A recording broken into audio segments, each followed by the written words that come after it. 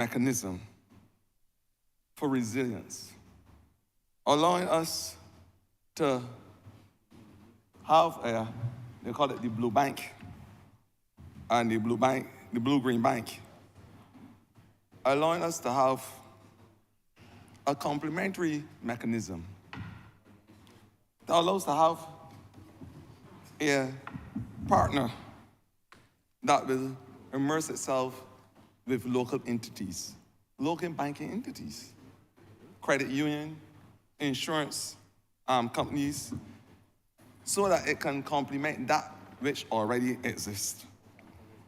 And I want to say that in this year where we are faced with the existential threats as a small and developing state, to have the finances and the wherewithal to be able to build resilience is as serious and important to us as the air we breathe. And so, these threats that I'm talking about, you heard about the triple planetary crisis. It is news all over the world. The loss of biodiversity, climate change, and of course, the fact, Mr. Deputy Speaker, that pollution is a threat. I will add one more to it and call it the quaternary change or crisis. And that is sea level rise. And we can go on because we've got ocean acidification that is destroying our coral and our marine life as we know it. Mr. Speaker, you've heard many times that we contribute very little to the climate change crisis. In the tropics, the 2 billion people or so contribute less than any in terms of global greenhouse gas emitted as it relates to the carbon dioxide, the 40 billion tons or so that the world produces. Yet still we feel the adverse effects and the worst effects of climate change. And so you would have heard a noble proposition by this country called the Bridgetown Initiative. By July this year, you would understand the concretization of the Bridgetown Initiative 3.0, because we understand how to have new improvements on something that will basically save our financial way of life. Mr. Speaker, sir, Madam Deputy Speaker, it is all part of ensuring that we have the sustainable development. And when we are talking about the sustainable development goals, the most adaptive project probably in the world is the Bridgetown, as the Roof to Reach program. A program that seeks to look at resilience from every drop of water in our roof, and then it traces it in a way that is sustainable to the reefs, so we can replenish that which is an important part of our blue carbon sink. Very important. Then you look at the roofing network, resilience as it relates to how we harvest water at the household level. It has a domesticated aspect to it, recognizing, of course, that females form an integral part of the culinary build-out of this country. These are important parts of the conversation. That's why I said it is the most holistic adaptive project ever in the world. And I want to say that when we come and conceptualize something as the Bridgetown Initiative, a financial disruption of the normal financial architecture, which would allow big multilateral banks and other institutions to lend us financing at concessionary rates. Now, the importance of this, Madam Deputy Speaker, is to ensure that those who operate in the sphere that I am supposed to be in charge of, the blue environment, of course, the fisher folk, how we can start positioning them to have the finances, to have the alternative energies that we are speaking of, the abatement technologies. Because the only way we can have those abatement technologies if we are going to fully transition by 2030, 35 to a fossil fuel-free country is if we have the abatement technologies.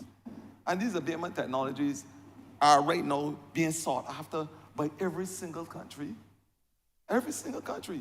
recognizing, of course, that there is a threat to the climate as it relates to greenhouse gases. So the abatement technology will be far out of the reach of small island developing states unless we have the financial resources to be able to garner those technologies. And I'm saying, Madam Deputy Speaker, that you look at the photovoltaics for those in the fishing industry, the boats. You can look, for instance, the transition to biogas and the different technologies that they're needing. Battery technology and battery storage, even in our boats, is a serious problem. To have eco-friendly fishing lines, because they will redound to that. If you are talking about a complete green fishing industry, you have to look at the eco-friendly even as it relates to the fishing line. New software for the monitoring of the vessels, very important to our fisher folk when they're at sea, so that we can monitor the boats using artificial intelligence. This is where we are going in the fishing industry, but we can only do it if we have the financial mechanisms too. The smart systems, transitional systems at sea, special electronic tagging are very important, so we can have the tagging for our marine life as it relates to migratory patterns of our fish and our marine fauna. Marine visual technology, again, very important, so that we can trace the activities of our fisher folk when they're at sea. And so it is basically the tracing from boat to plate, where everything that happens from the time the boat leaves the seashore to explore their fishing activities, so we can have a catch for our palates. That is the type of technology that we are speaking of.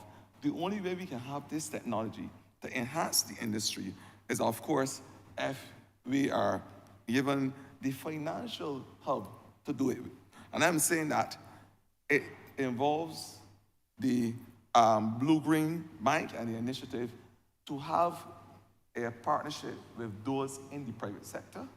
It involves the public sector, and of course, it involves other multilateral agencies, because we must have a relationship, if we are serious about building out the sector, with those in that particular industry. Mr. Speaker, Madam Deputy Speaker, we know for a fact that the climate change is real. We see it every day. We see the fires that we are faced with in terms of the bushfires. We are having biodiversity loss. I said before that life on this earth started with biodiversity. It would die abruptly without it. And in order to build back our resistance, we have had coastal loss in terms of our erosion on our beaches. We have had erosions that disrupt not only our marine life, but we have had disruption of the life of those who would have frequent the beach and those who live in near shore, because this is real in terms of the erosion and the vagaries associated with climate change. It was very, very, very noble of this government to be involved in one of the very first for the Caribbean debt for nature swaps, where we said that the savings on our debt over the next 5-10 years will be put towards building out our blue economic space with a marine spatial plan. And the only way we can have these things is if we have the financial wherewithal to do it, using new and innovative instruments. And I'm saying, Madam Deputy Speaker, that the marine spatial plan that will basically demarcate the ocean so we can have areas for resilience again, which looks at mitigation and adaptation. You've heard already about the breakwaters in the sea to stop the adverse thrust, which will eventually disrupt our ocean and our ocean space. You've heard about the revetment, which aligns itself at the borders of the ocean shores, and so that you won't have the erosion of the beaches. We've heard a lot about groins and how they are able to improve the ability to resist those thrusts of waves. Those are the things that we have heard in terms of the resilience. There are areas for marine management, and those marine managed areas will obviously protect the biodiversity. It will protect those species that we need to protect so we can ensure that the fishing industry is sustained. We've heard about the marine spatial plan being used for advancement of biodiversity. And we have had the conversation with the biodiversity even beyond our national jurisdiction as part of ensuring that there's preservation of biodiversity, even for those areas that we may not see as part of our EEZ. These are important conversations that we are having now. You know that the ocean is now being looked at as an energy resource. And so those areas, again, must be demarcated with a proper marine spatial plan so that the energy resource of the ocean could be fully utilized. Madam Deputy Chair, these are important dimensions if we are serious about the blue economy. You would have seen the work done on all the fish markets. You heard the former minister of the blue economy, the member of parliament for St. Michael South spoke about the sanitary conditions that he brought to the market and the fact that the fisher folk now have a forum that they could do their business, whether internationally or locally. These are the things we are speaking about.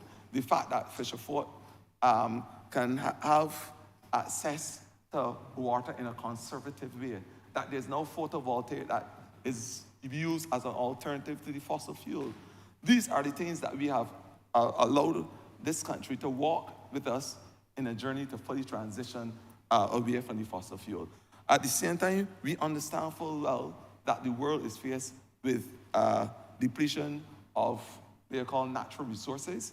So therefore, the abatement technologies that one would expect may be forthcoming may not be as forthcoming as we think because of these vagaries. I am saying, Madam Deputy Chair, that we have to now come with the new innovative finance technologies. We have to be able to disrupt that which was the norm as it relates to the architecture. And I am saying, Madam Deputy Speaker, in my short intervention, that I fully support the Barbados Blue-Green Bank bill, and I look forward to having it redound to the benefits of all Barbadians, especially those who are looking to transition away from the fossil fuel and allow us to have a clean and green environment in the not too distant future. Thank you, Mr. Dunn.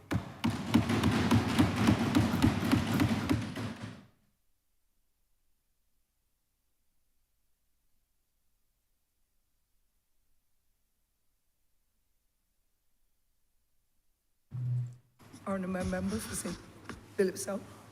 Madam Deputy Speaker, I wish to join this debate to give my full support to the Barbados Blue-Green Bank bill and to say that this is part of the development process through which a country is supposed to demonstrate its seriousness in achieving first world status. Madam Deputy Speaker, I've said before in this Parliament that I'm sometimes confused as to where the interests of politicians who feel that their only agenda is to criticize the government and policies that are redound to the benefit of their own people. Now, I've heard severe criticism over and over in the name of opposition politics to development policies in this country that they, the critics, know that they themselves can do no better and will be in no position to reverse what is being done, and that to seek to convey the impression to the public of Barbados first and foremost that what is being done is being treated to by a government, a responsible government, that has been able to adjust to what is taking place globally as far as climate is concerned, and indeed leading the way in climate advocacy, that we can still find a situation where negativity wants to be or is the order of the day in response to what ought to be a complementary presentation on where we are in terms of our development and what we are hoping to do for the people of Barbados. Madam Deputy Speaker, what is at stake here is not political office. Let me make that clear. What is at stake here is not whether or not any member is going to regain his or her seat to this honorable chamber. What is at stake here, Madam Deputy Chief Speaker, is how do we respond to the challenges that our business people face in this country as it relates to climate.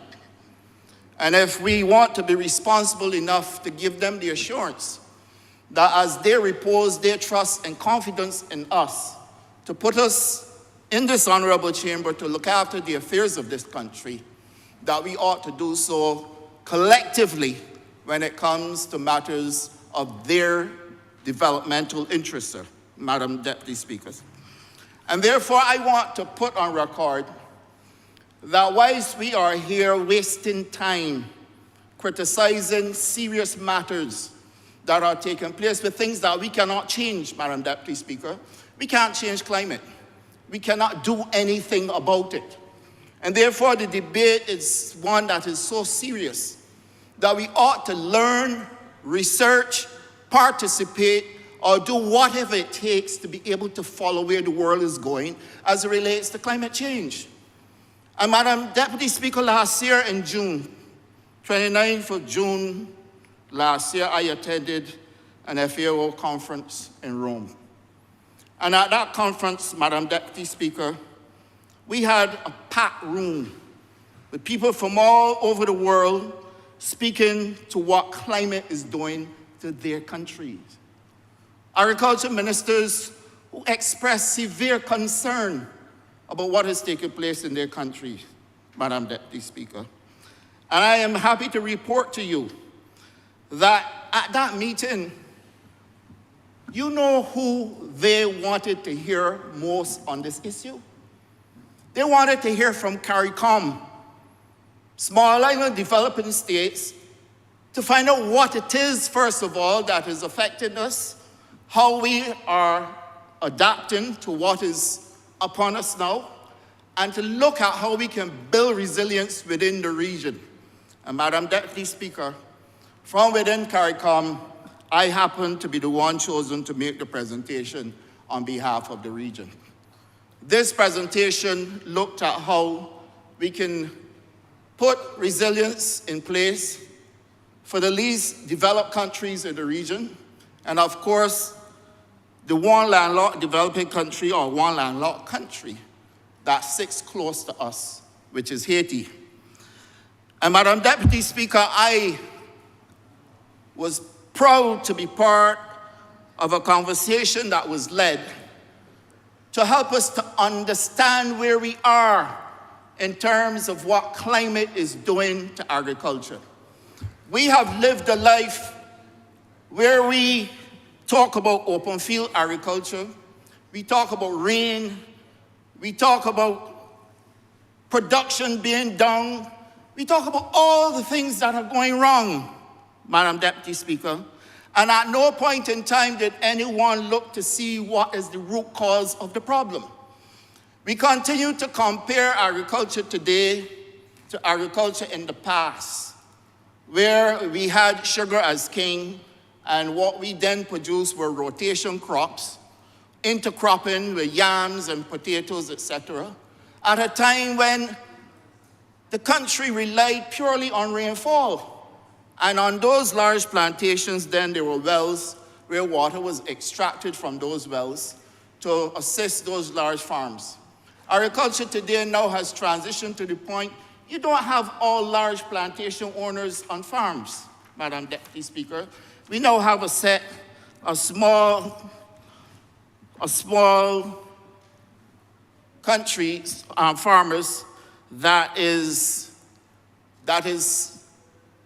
farmers that are without water.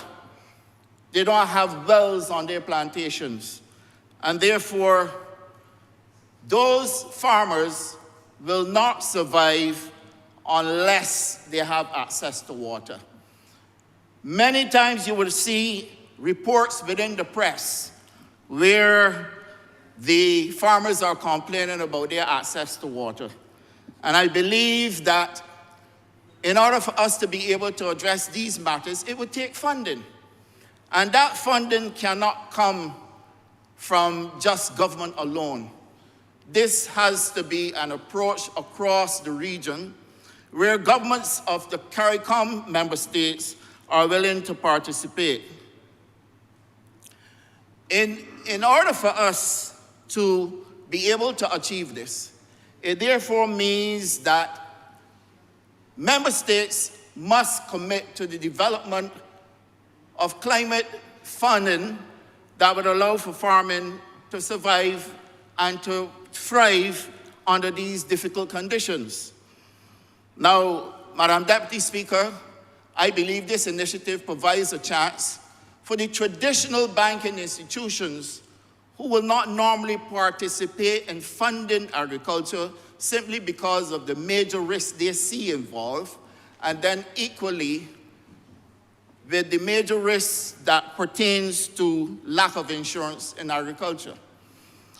To that end, Madam Deputy Speaker, we have to look at creative means, and we have to look at means outside of regular institutions to be able to support agriculture. And therefore, I believe that the Barbados Blue-Green Bank is that institution that will provide an opportunity now to take away some of the risks from the larger and traditional financial institutions and to give a cheaper or low rate of funding to farmers to be able to participate. Poultry, for example, poultry requires a new design in terms of poultry, chicken farming.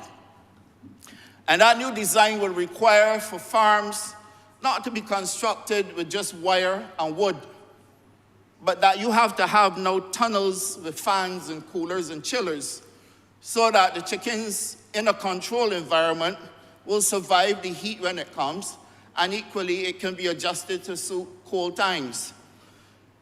One farmer in St. John last year, for example, lost 30,000 birds within the space of half hour. And that happened because of a power outage. And the heat that was generated within the space of that half hour destroyed 30,000 birds. You will see that in order for us to be able to supply eggs during the Christmas season, we had to import eggs. And we had to do so because at that time, one of the tunnels that had the layers also shut down.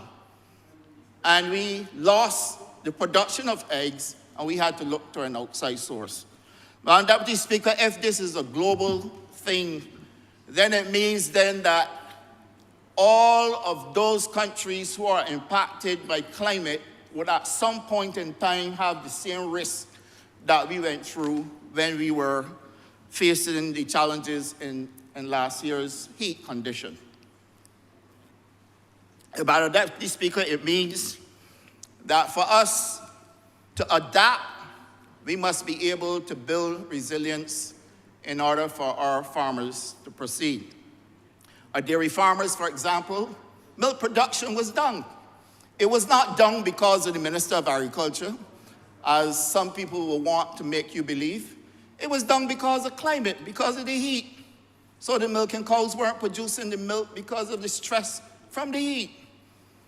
The same thing goes for sweet potatoes. The same thing goes for yams.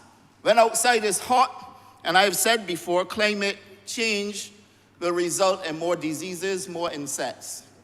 If you have prolonged heat, it's gonna give you more diseases, more insects. If you have prolonged rain, you have flooding and you're gonna get crop loss. Therefore, sweet potatoes for a long while have been impacted by climate. But you find that last year and this year as well, they are having challenges with yield because of the excess heat that is taking place. Now, sweet potato is not a crop that likes a lot of water, but it certainly cannot withstand excess heat. And therefore, it was for the farmers then to be able to adjust with clean planting material in order to combat what is taking place and get more climate-tolerant, drought-resistant planting material, which is why we are developing the plant tissue culture lab in Barbados in order to be able to produce that clean planting material for farmers. And therefore, I say, Madam Deputy Speaker, that if we believe that this government can fund all of what is required in order for farmers to have an opportunity to participate, then we are fooling ourselves. And equally, if we want to do this and do not bring the private sector along, we put ourselves in a position where we then put agriculture at severe risk, because you find that more people will exit than those who will enter. And as soon as you start to get people to exit, then the burden falls straight back to the government in order for us to provide food security. And so, Madam Deputy Speaker, I welcome this Barbados Blue-Green Bank Bill simply because it provides an opportunity now for funding outside of the traditional lending systems that we have, but also it gives an opportunity for government to be able to get the private sector to participate in a space where there are better guarantees, lower interest rate, and opportunities to build out agri-food systems that are made for the conditions that we are in today. Madam Deputy Speaker, I want to just make one small correction about Haiti. Indeed, it wasn't Haiti we were referring to when we referred to the landlocked countries. And I want to place on record that correction. But, Madam Deputy Speaker, the problem with small island developing states and landlocked countries will not change because of a small error. The responsibility on all of us, and certainly where the international financial institutions are going, you will be amazed to know that in as much as they are spending billions on climate change, only 18% of global financial cash flows go to agriculture for climate change. And this has to be a very serious problem, one that should frighten all of us. And my position on it when I made my presentation is that out of global financial cash flows for climate, we need to put a minimum of 40% if you're going to achieve a Sustainable Development Goal 2. And I'm saying this because, first of all, we are behind. But secondly, the amount of changes and challenges that are taking place with climate at this point in time, we cannot keep up without providing the financial support that is required. Across the world, the conversation is about food security. How do we protect people from hunger? How do we prevent malnutrition? How do we give people safe, healthy food, and of course, food sovereignty? None of this can be achieved, Madam Deputy Speaker, without funding. And for us to make believe that a blue-green bank being established in Barbados will be used in such a manner as to squander or waste money is to tell me that we have yet in this country people who do not know what is taking place with climate. They have no exposure to where the international conversation is going. They are not participants in what is happening in terms of how we can build resilience. And I have to say that if we don't be careful, I think Barbados, well, not Barbadians, but some Barbadians can easily find themselves being misled with conversations that are grounded only in political or one's political agenda to make people feel that anything that this government is doing is wrong. A government that took us from the brink of a currency devaluation, reversed 23 downgrades, took sewage off the street, brought more garbage collection vehicles, took us through COVID, without losing the amount of lives that I see other places had. Took us through COVID at a time when we didn't have any increase in crime during the COVID period with people breaking in people's houses or robbing people and things like that. Because the government put a buffer in place to protect small businesses and to be able to bring us through and talk us through a period that was extremely difficult, not just for Barbados, for the entire world. And we made it through all of that, and all those critics who are criticizing were at the same risk as everybody else, because their houses could have been broken into, and I deliberately said houses because they may have more than one. And equally, they could have been robbed in one of the 4 cars that they drive. So, Madam Deputy Speaker, I'm not speaking specifically about the opposition leader because he's looking at me as if he's amused about something. I'm speaking specifically about those who do not want to see this government do well. And they're doing so because of their own agenda. And I'm not going to get into anything about George Street because I have a cordial relationship with the opposition leader, unless he has changed that. But at the end of the day, wrong is wrong. And you do not get right when you start wrong. There's no mathematical equation that you can start wrong and come up with the right answer. It's almost like an attempt to square a circle. It will not happen. So if you start wrong, how do you expect to get a right solution? And therefore, I will not discuss anything about George Street because all those who are involved in that is their problem. They have that to solve. But I know once it started wrong, it never gonna be right because there's no solution, Madam Deputy Speaker. You cannot square a circle, and that is the problem. Now, were it me, I would make sure, first of all, that I was welcome. And that would have to be done before I made any appearances anyway on those premises. But that didn't happen. So I ain't getting involved in that, and I want to retain my cordial relationship with the opposition, with the Honourable Opposition Leader. So I'm smirking when I made my error, because of course that amused him. But that would never make a change in what is happening in the world whatsoever. Climate change is climate change.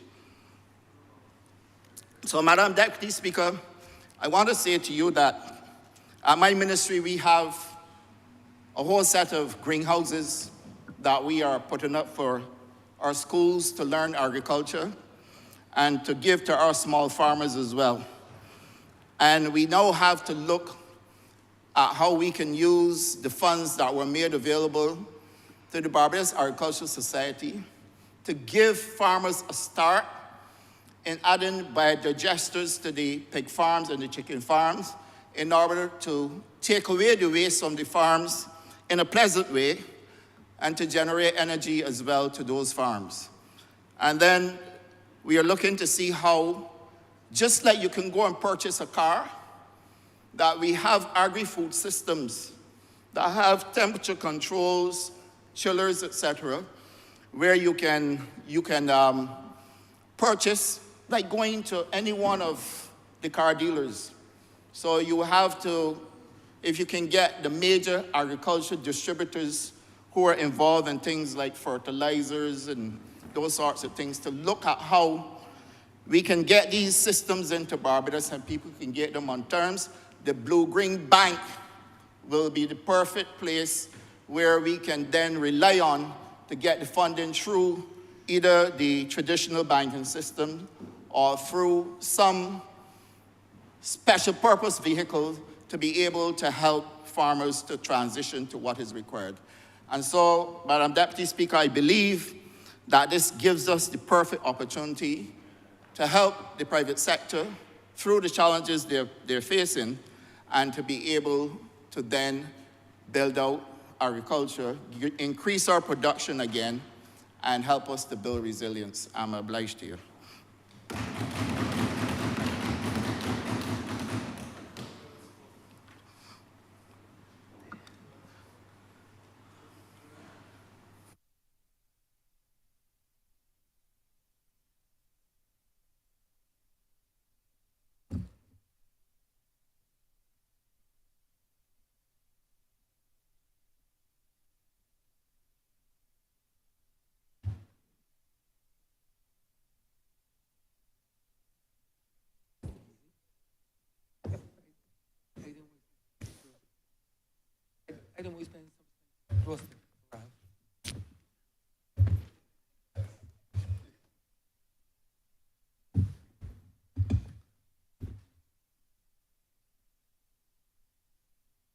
Honourable for Christchurch East Central.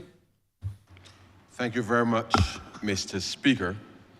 As I rise to wrap up this debate, sir, I really want to thank honourable members for what has been what I can only describe as an extremely robust debate, in spite of that what was offered by the member for Christchurch South. No, sir. I am reminded very clearly, sir, when I visited, two things when I visited Morocco last year, sir, for the annual IMF World Bank annual meetings. And you would recall, sir, that sometime in September, the date escaped me, but a few weeks before the annual meetings, there was an earthquake, you would recall, sir, in Morocco. And the extent that the damage that was done caused the world, if you like, to question, could Morocco still host the world in the context of climate change? And the Moroccan government, sir, in discussions with the IMF and the World Bank, determined, given that the relief operations that were being undertaken, sir, that they will not just focus on the humanitarian relief, but use the opportunity to remind the world that the time that is required for all of us, sir, to be able to build resilience really needs to be amplified and accelerated, sir.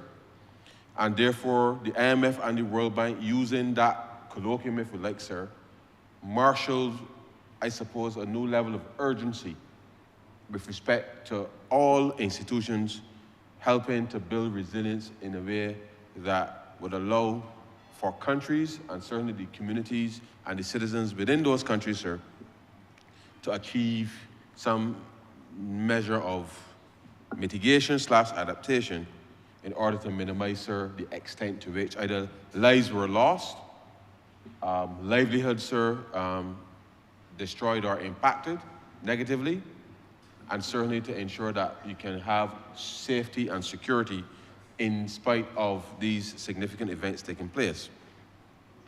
And that, sir, was an important signal to the world because Barbados certainly has, as well as many of us in the Caribbean, we've had to pull ourselves together after significant events, and therefore it is really testimony to the resilience of human beings to recognize that in fellowship you can achieve great things, sir, once you work together.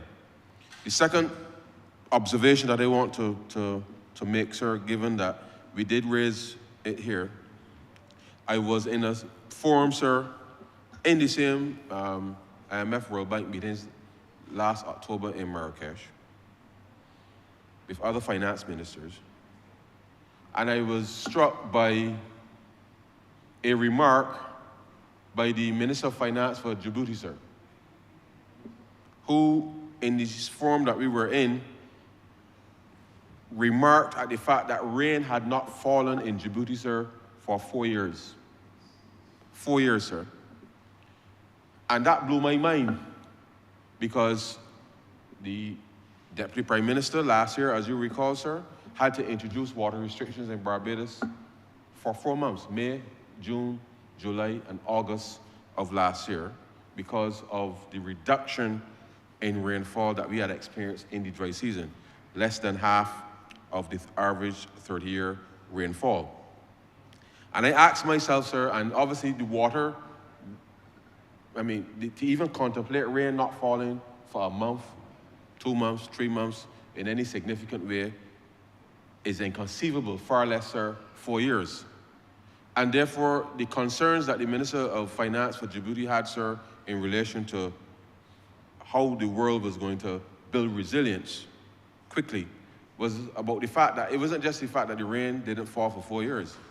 It is that water insecurity, sir, leads to other elements of stability for which a country really cannot effectively honor any developmental goals that it may wish to achieve.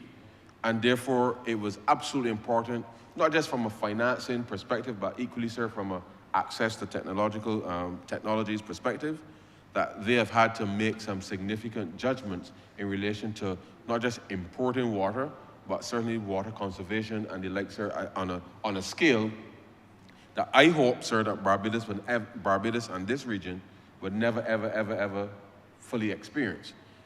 But as we saw last year, and certainly the last year for sure, and the Prime Minister did make reference to it in her remarks. I remember one afternoon, sometime in October, standing outside the balcony at government headquarters, sir. And the rain was falling, sir, horizontally, wildly, violently, sir. And within less than 5 to 10 minutes, there was a torrent, literally a river, sir, running down Beckles Hill, Beckles Road. And it was as quickly as the rain was falling, sir, the torrent developed, it ran into the sea, sir, and it just spoke to the fact that our designs with respect to infrastructure, because obviously with such large volumes of water, the wells became inundated very quickly, sir.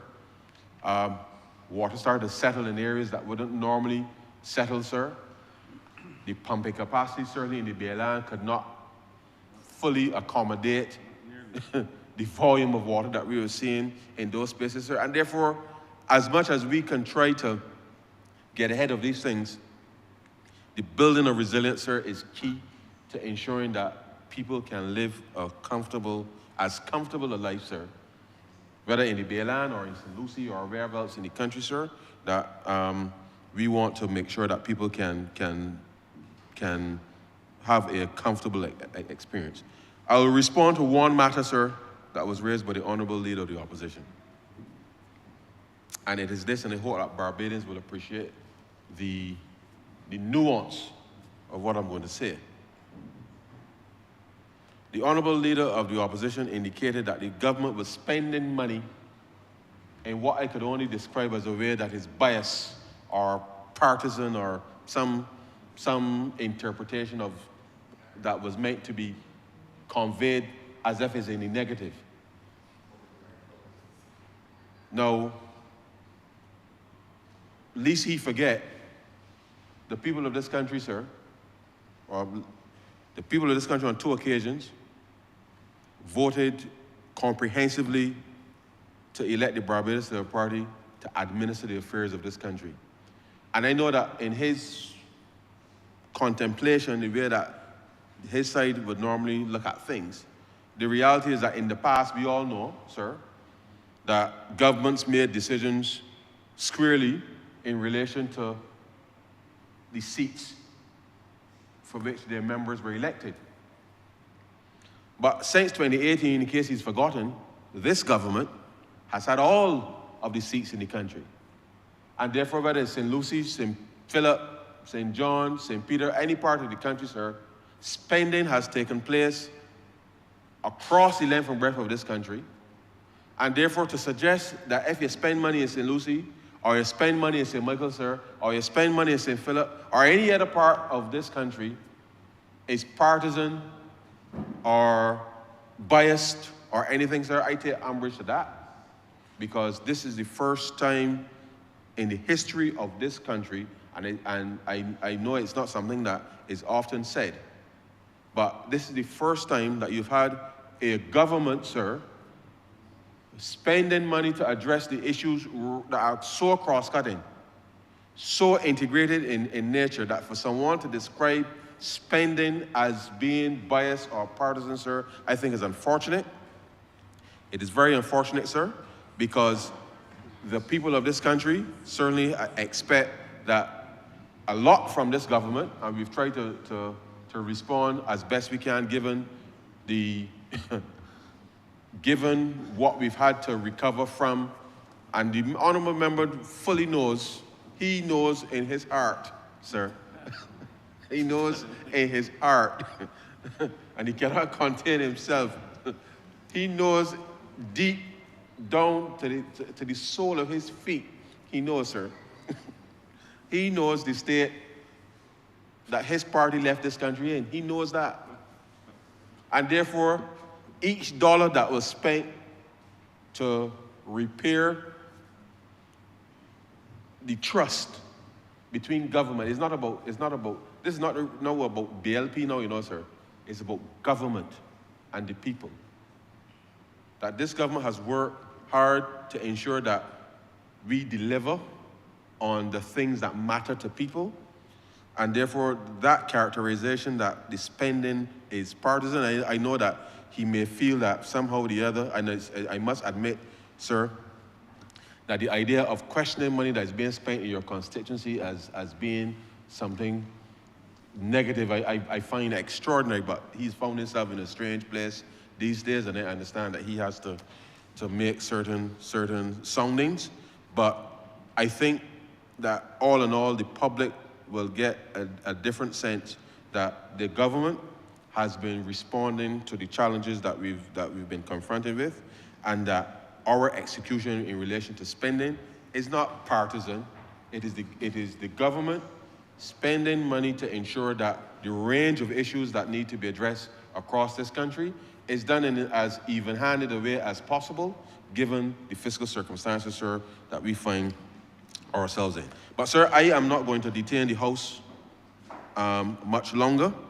There are just a couple of amendments to be made in committee, sir, and therefore I want, again, sir, to indicate to the public that the establishment of the Barbados Blue-Green Bank is going to be a critical intervention helping this country, this region, sir, to be able to achieve climate resilience, because we will be able to work, I think, much more nimbly and collaboratively with other financial institutions, and therefore members have articulated a number of areas within which we would love to see Barbadians individually or businesses or some of our public sector institutions create the necessary proposals to be able to help the bank to be able to make decisions in order to get the projects implemented, so that year by year by year by year, sir, we're able to see that whilst there may be challenges coming our way, that we've been able to achieve the results that we know that we can achieve, because we've taken concrete steps, sir, with respect to being able to find those solutions, finance those solutions, and have those solutions implemented. And so, sir, with those few words, I will beg to move, sir, that this bill be read a second time. Question is that the bill be read a second time. All those honourable members in favor, please say aye. Those against, please say no. Me think the ayes have it. Mr. Speaker, do not beg to move that you leave the chair and the House resolve itself in the committee for further consideration of this bill. The question is that the Speaker do not leave the chair and the House resolve itself into committee for further consideration of this bill. All those honourable members in favor, please say aye. Aye. Those against, please say no. Me think the ayes have it.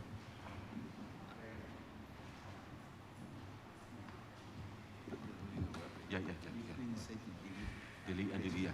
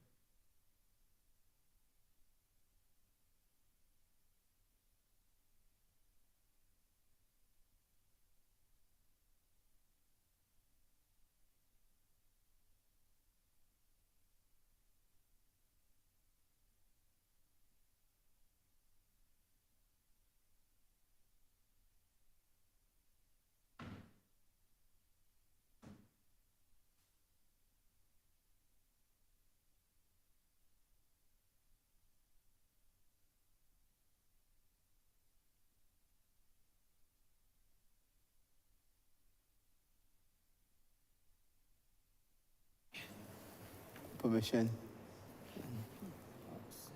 This Honourable House is now in committee. Mr. Chairman, requesting permission to call in parts. Granted. Part 1, clauses 1 through 4. Chair, beg to move that part 1, clauses 1 to 4 stand part.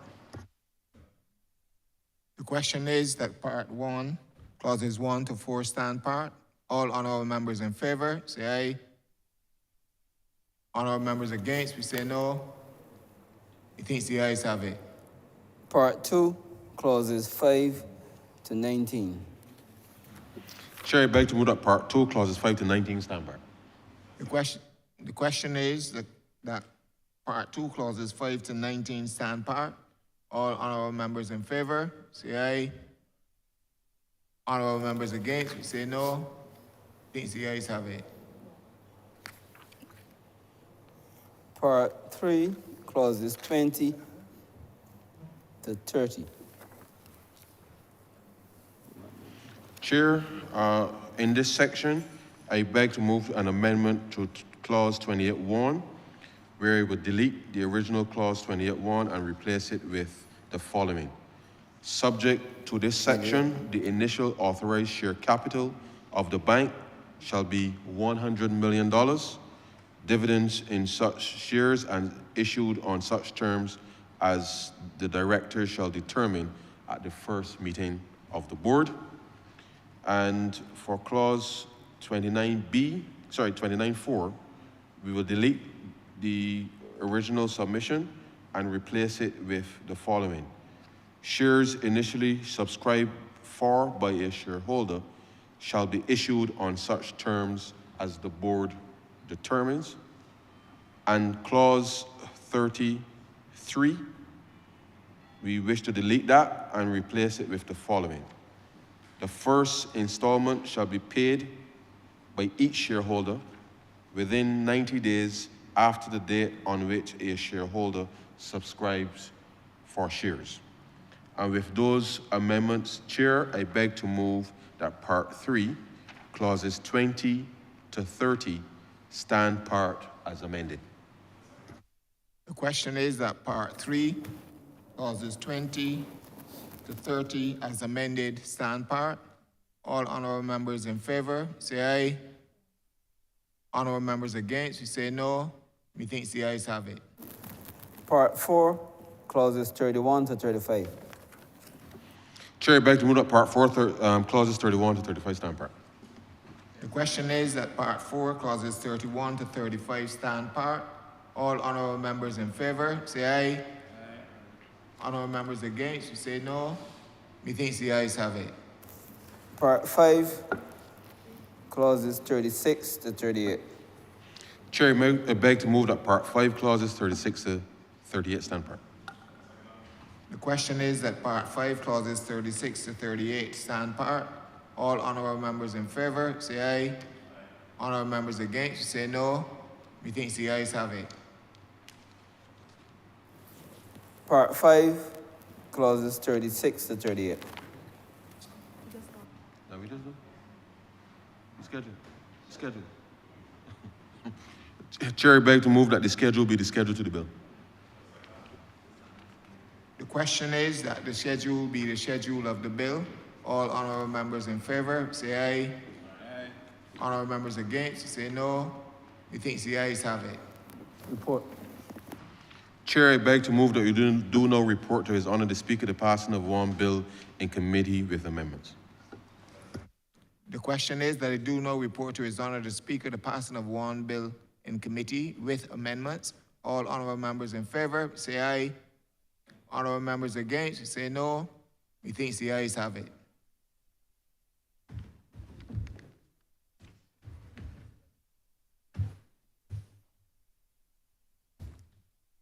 Chairman of committees has reported the passing of one bill in committee with amendments. Honourable for Christchurch East Central. Mr. Speaker, I beg to move that this bill be read a third time. Question is that this bill read a third time. All those honourable members in favour, please say aye. Those against, please say no. We think the ayes have it. Mr. Speaker, I beg to move that this bill be now passed and cited as the Barbados Blue-Green Bank Act 2024. The question is that this bill be passed and so cited. All those honourable members in favour, please say aye. Those against, please say no. We think the ayes have it. This bill is passed and so cited.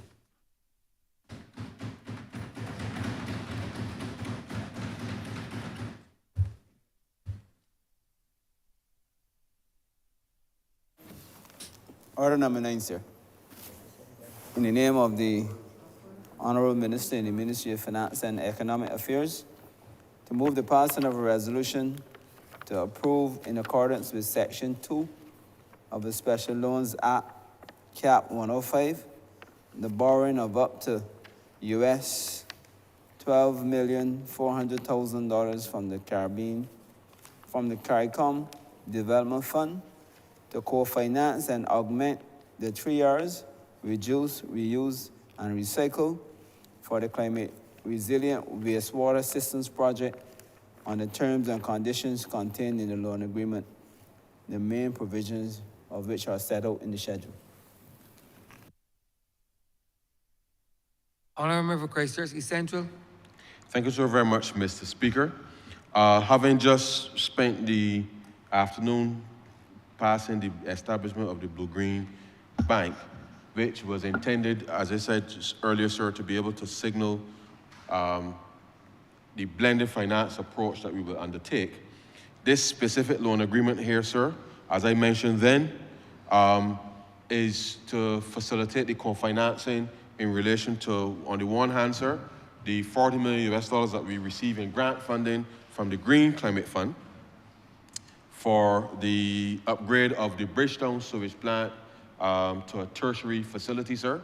And therefore, this co-financing agreement, which is being provided by the CARICOM Development Fund, and for those persons who may not be aware, this is not the CDB, sir.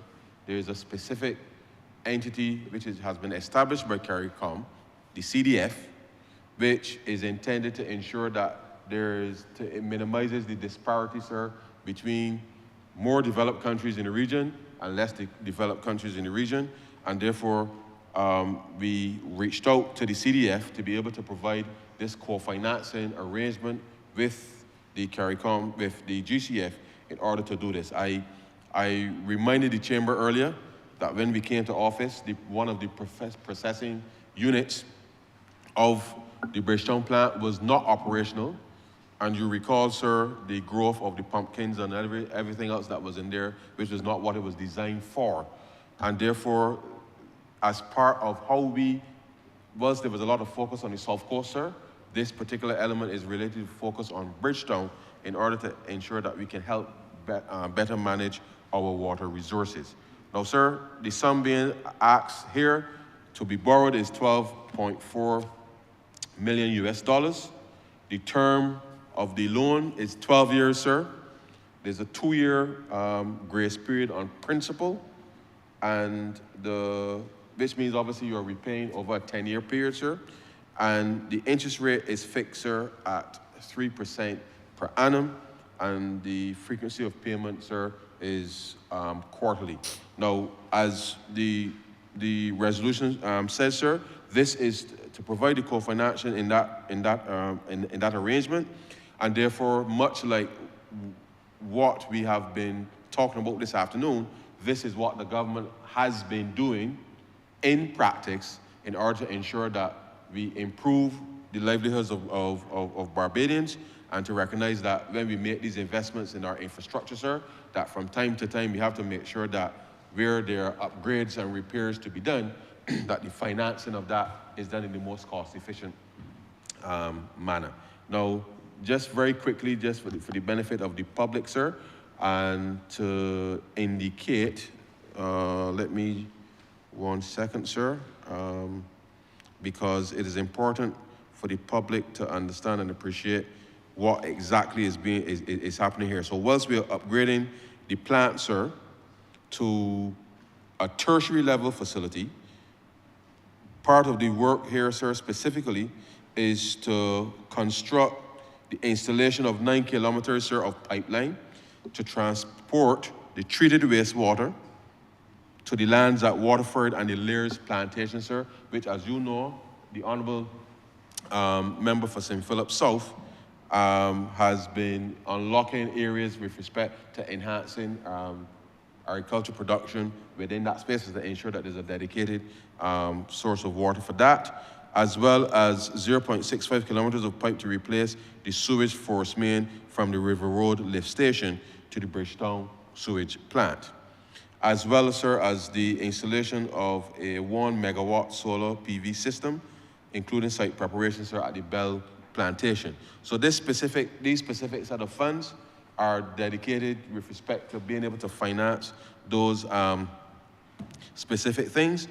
One of the other components that's being done as part of the overall project, because the GCF grant money, sir, is dealing with the upgrade of the plant itself. This money is to move the water from the plant, sir, to where we will be able to reuse it. As I mentioned earlier, sir, CAF is working on the development of a portable water and sanitation master plan financed by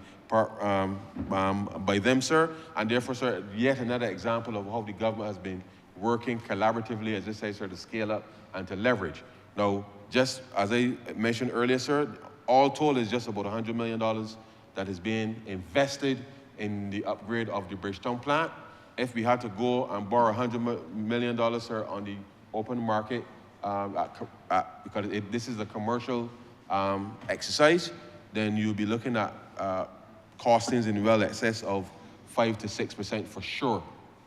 And therefore, this approach with the grant, and grant means, sir, that you don't have to pay back the money, so the interest rate is 0, and you don't have to pay, of $40 million US dollars.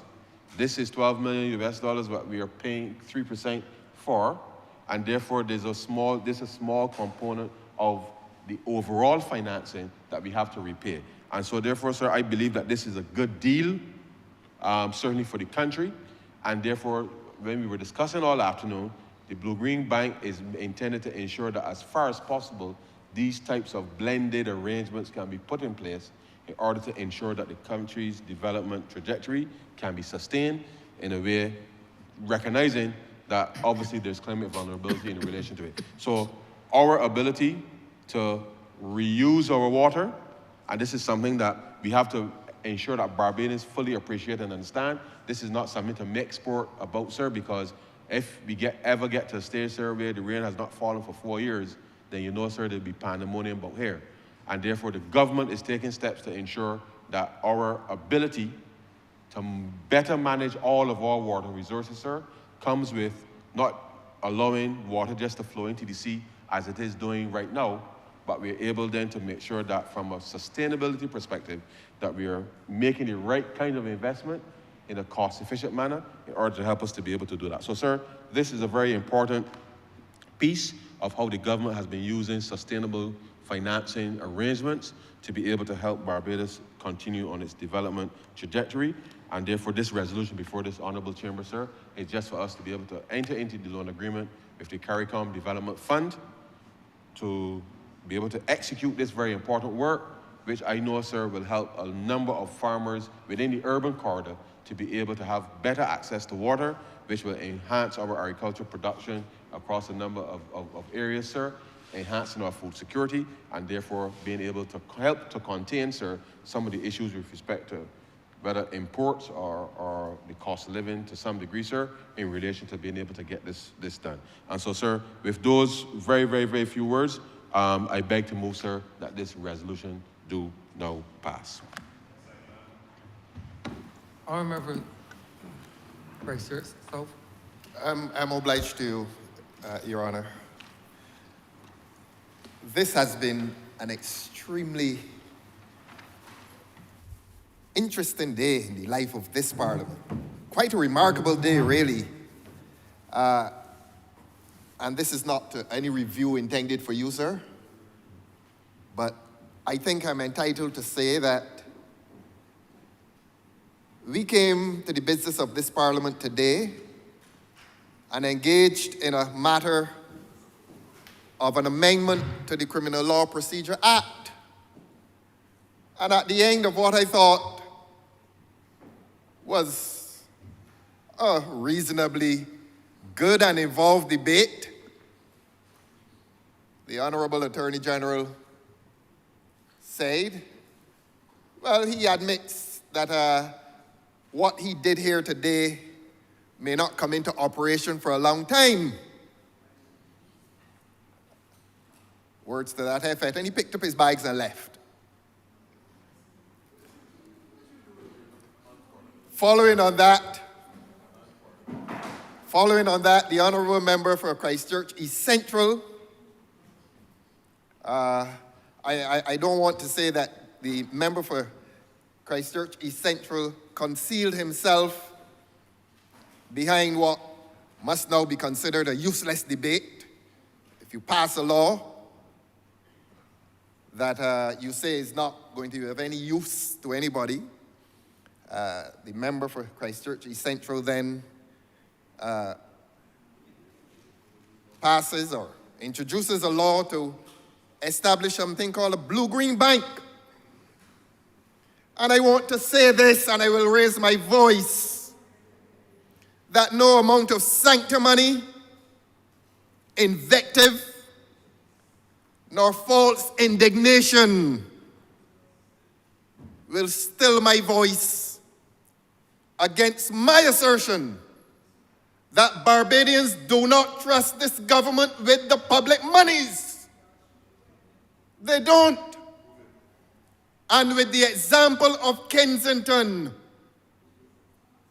Barbadians do not believe that any $50 million has been spent on Kensington and its allied establishments.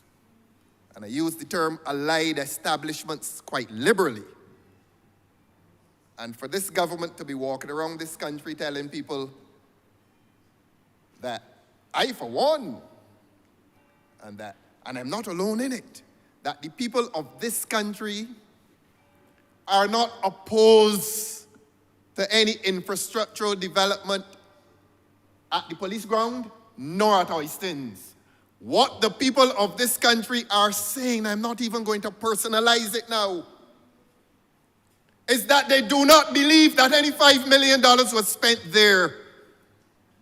And I am saying to this government, through you, sir, that it becomes contemptuous of the intelligence of people, including the people at Oistins, to distort the argument into some silly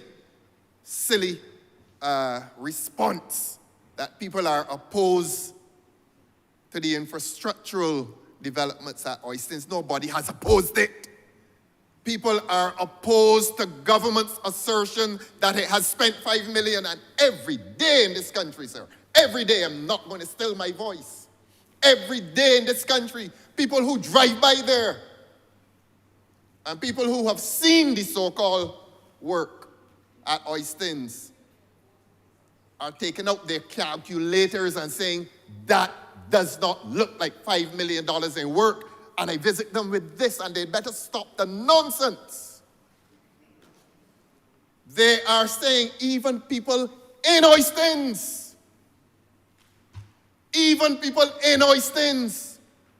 are doing their own assessment of the work, and they're saying that is not $5 million. The point that the people in this country are making is that this government is misleading the people of this country with borrowed monies. We have come here today to borrow more money. More money we've come here to borrow. One, by the extension of the IMF, and according to the member for Christchurch East Central, and he had to remind his colleagues that it is not the CDB, the CARICOM Development Fund, $12.4 million US dollars. Let me say to this government through you, sir, that the people of this country become very nervous on every occasion that they hear that this government is borrowing money. And it is not that this country should not borrow money for developmental purposes. But the people of this country have lost trust in this government to expend those monies in the manner stated by the government. And I repeat, Kensington stands as an example of the loss of trust on the part of the people in this government. Nothing will still my voice on that. Nothing will still my voice on that. They don't believe it. They've lost any trust that they had in this government to expend borrowed monies in the way that they claim that they are doing. And then one is accused of a weak response. I don't have to make a long speech. I don't have to make any long speech. But when you talk about weak responses, you hear that Haiti is landlocked. You hear that Haiti is landlocked. And I'm accused of being weak. Haiti is landlocked. And the rain is falling horizontally on Beckles Hill. That's what we heard in here today. And then some nonsense that makes favorable comparison between populism and fascism. Now, who are the political scientists in here? There has never, you see, when people step off the aircraft, if they got jet lag, take a rest. But don't come in here trying to attack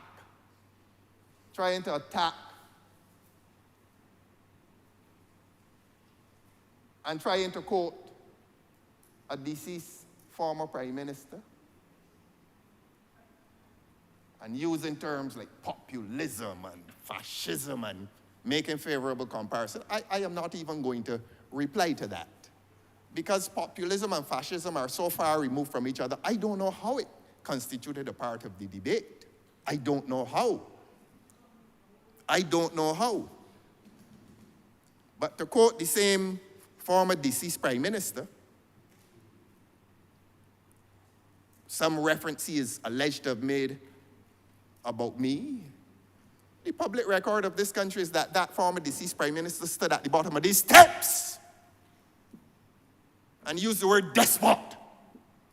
And everybody from Barbados to China and back around knows who he was talking about. So don't step off of any jets and come in here with any false high authority and think that you can launch insults. And that is why I say no amount of invective, false indignation, or sanctimony can still my voice when I say to this parliament that the people of Barbados when I say to this parliament that the people of Barbados no longer trust this government to expend borrowed monies in the way that that loan agreement says that they should. Even when it comes down to the question of awarding contracts, even when it comes down to the question of awarding contracts on that borrowed money. A few weeks ago when we were discussing the World Cup loan, one of the members in here, I'm not going to say who, stood up and said, boasted that the RFP, the request for proposals, the bid document was advertised in the paper on the 5th of April. The work started a few days after that. In this public service that we know that is so bureaucratic, it doesn't happen. Does not happen. Ask any senior public servant. Ask any of them that you do not have an RFP in the newspaper on April 5th. And before the passage of 7 days, the work starts. And you are telling that to a parliament? And you are telling that to a country with a highly developed and highly educated public service? That's what they want people to believe? And coming here talking about weak? Who makes weak speeches? Yeah, not today. Not today. Give account on the two loans, on the loan that went to Kensington, and similarly, this government will be called upon to give account for expending the two loans that have been dealt with in here today, including the last one. Including the last one, and I will not be deterred, Mr. Speaker, I will not be deterred. I have a job to do, populism, fascism, or whatever. I have a job to do, and I will do it, and I will not be intimidated. This lineup, and everything is George Street. Why are they so frightened? In fact, the word that is used in classical literature, why are they so affrighted? Why are they so affrighted? All of a sudden, Mr. Speaker, why are they so affrighted? A lineup of speakers and all saying the same thing. George Street, George Street, George Street. What are they frightened for? Give account. Beg your pardon? They're mocking? They're not afraid? Oh, I see. They're not afraid. Well, they have been bailed out by the most junior member for St. Michael North. Not any medication. Not any medication.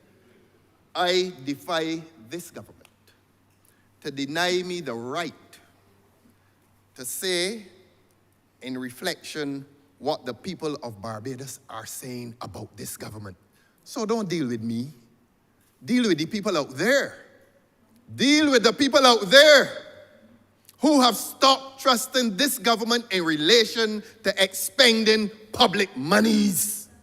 I repeat, Your Honor. Same speech. I repeat, Your Honor. I know you hate to hear it. You hate to hear it, but it is the truth. Step out of this parliament tonight. Step onto Palmetto Street and ask the people if they believe that y'all spent $50 million on Kensington, Oystons, and the police sports complex. Ask them. Ask them. But you want me, sir, to come to this loan, the $12 million loan. And I refer to this $12 million loan in the context of this government's recent record. There is something strange in this parliament today. I haven't seen the Prime Minister in here since I think the Prime Minister came for the budget. And she came for the, she came for the budget. She wasn't here for the budget.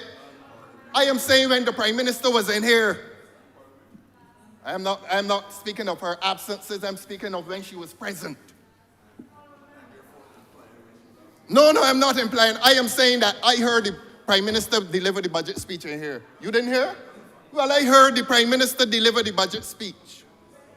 And I heard the Prime Minister speak on the Child Protection Bill, and I was happy to see her. And I was happy to see the Prime Minister today.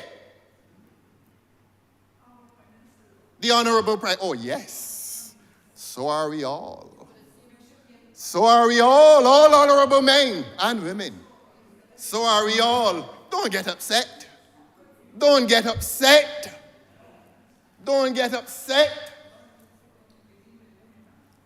Don't get upset. Don't wave your hand at me.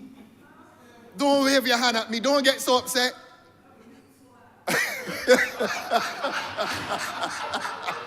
Don't get upset. Look, you know, Mr. Speaker, it now reaches the point. The honourable member for St. Thomas has gone on record as saying she's going to beat me bad.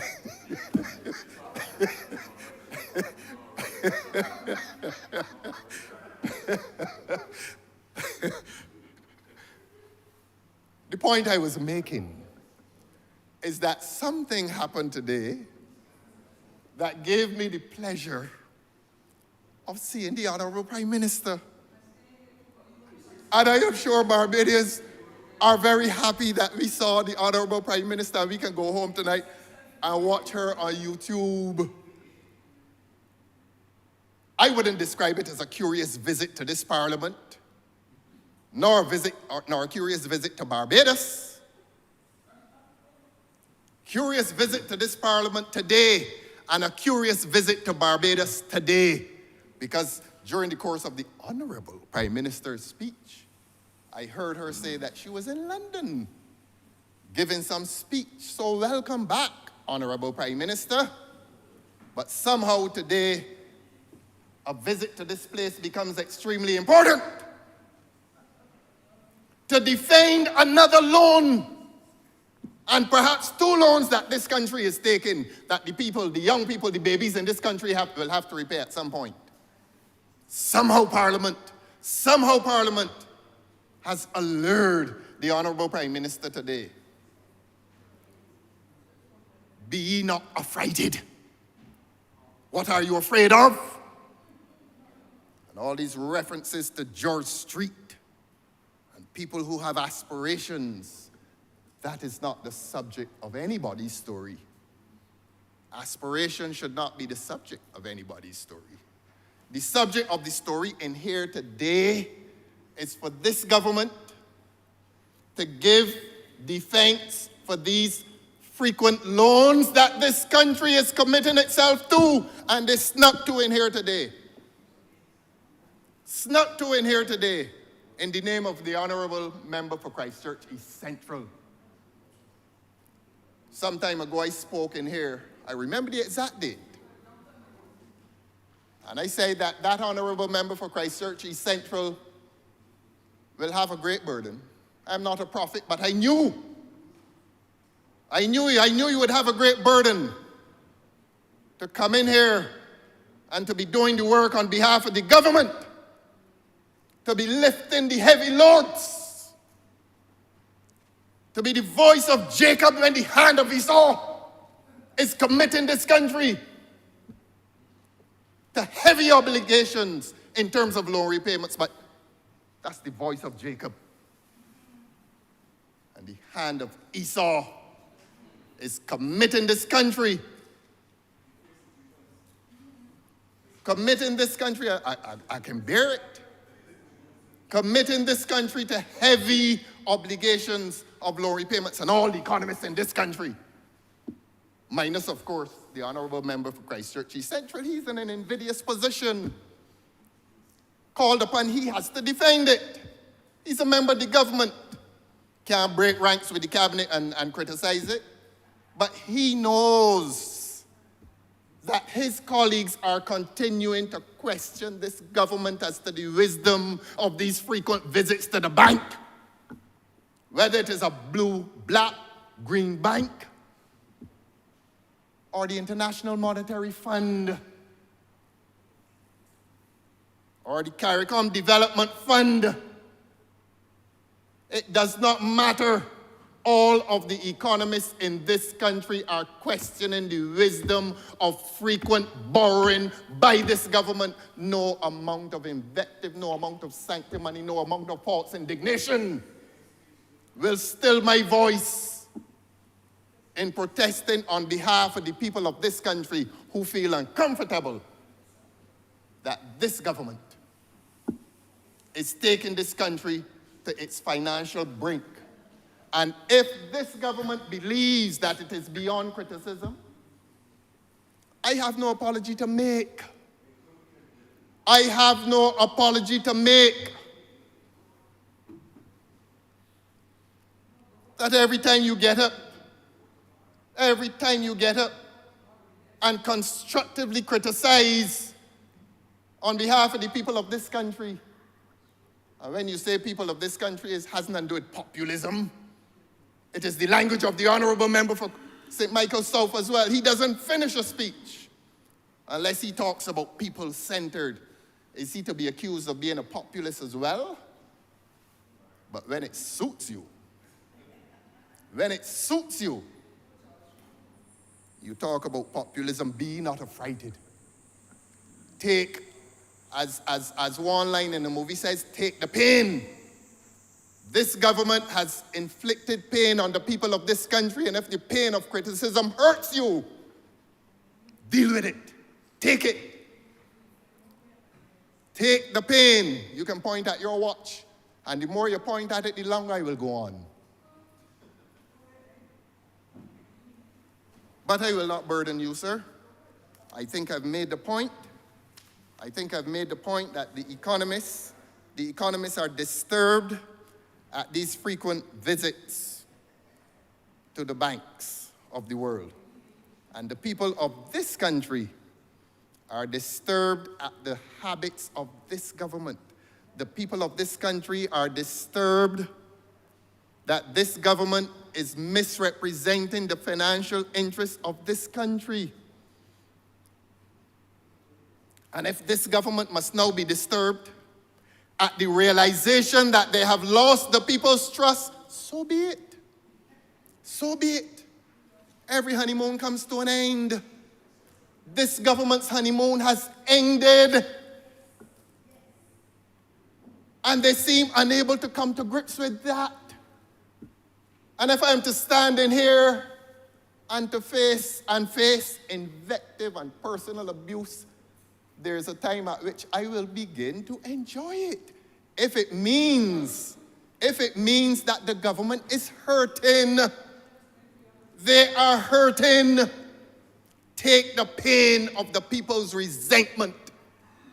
Take it. Take it and swallow it. You have brought it on yourselves, and they have brought it on themselves, Your Honor. In terms of policies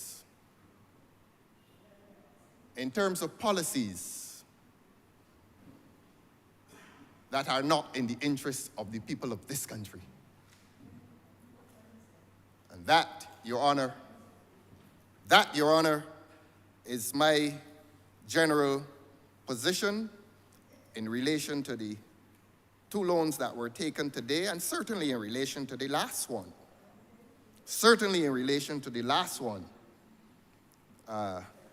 The one thing I want to say as well, this government has a way of taking this country into a mindset of crisis. Everything used to be, the lines used to be, what was the hurricane called? Elsa. Oh, it was Elsa, and the dust storm, and lightning strikes of 5,000, and it used to be that. Every country in the Caribbean has taken a more positive mindset as to development. People are working on their tourist arrivals. People are working on their industries. People are working on their agricultural industry. But this government This government excuse for failure is to place the people in a mindset of fear and crisis. And we are now to believe that we are encircled permanently by crisis, that nothing positive can happen. That I heard one member today say, beg your pardon? Tourism. Well, the Honourable Member for St. Michael West Central, by his example, needs to take his colleagues out of that mindset of doom and gloom. Because clearly, he is optimistic. Clearly, he is optimistic. But the rest of the government of which he is a member, every narrative, every line, oh man. One man said today, I could, not outside, but an honourable member here said today, oh, there's a time that's going to come, we may not have water for 4 years. We may not have rain for 4 years. And he's telling the people of Barbados that. And we are supposed as a country to reside in that permanent mindset of fear and to characterize,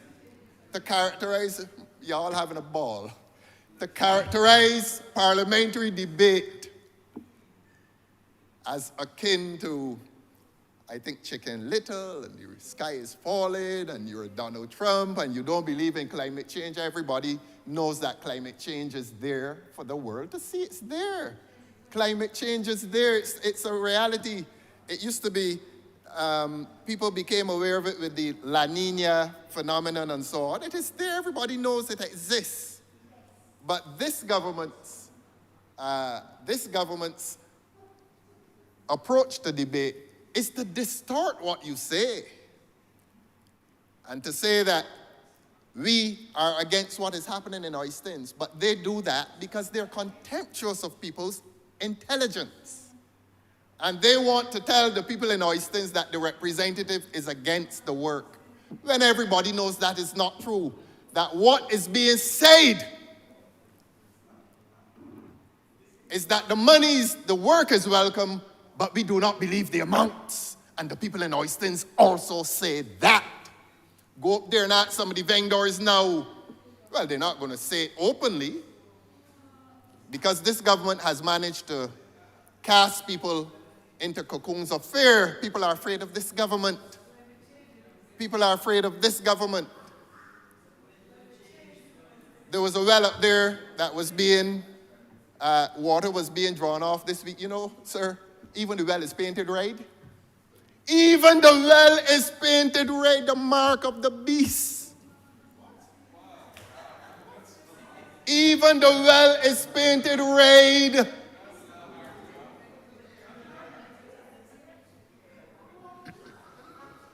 You know who is the beast?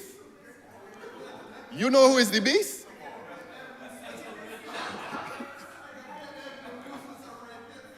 Well, let me clarify further the mark of the political beast. Because you can only intend to so indoctrinate people that you paint everything red and cast it into their faces, the mark of the political beast, if that satisfies the members on the other side. But this government is so contemptuous. This government is so contemptuous of the intelligence of people that they believe that they can distort every argument and that people will buy it. Nobody is buying that tired argument that says that a representative is not in favor of the work. The representative is questioning the cost of the work. And the people of Barbados are questioning the cost of the work. Deal with it. Deal with the pain of distrust. They don't trust you. The trust has gone. Go into your individual constituencies. I know you can laugh when I say that. You don't know what I'm up to.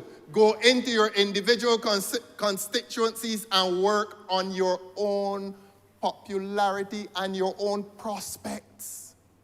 and stop walking about Barbados believing that because you have the title cabinet member behind your name, that makes you safe. You are not you are not in waters of political safety. Trust me on that one. Do like certain people among you. Do like certain people among you who insist that they don't like to travel so often because they want to knock on doors on weekends. Do like them. Do like them. And stop believing the propaganda that you were brought to a place of political safety by one person. You were not brought to any political safety by one person.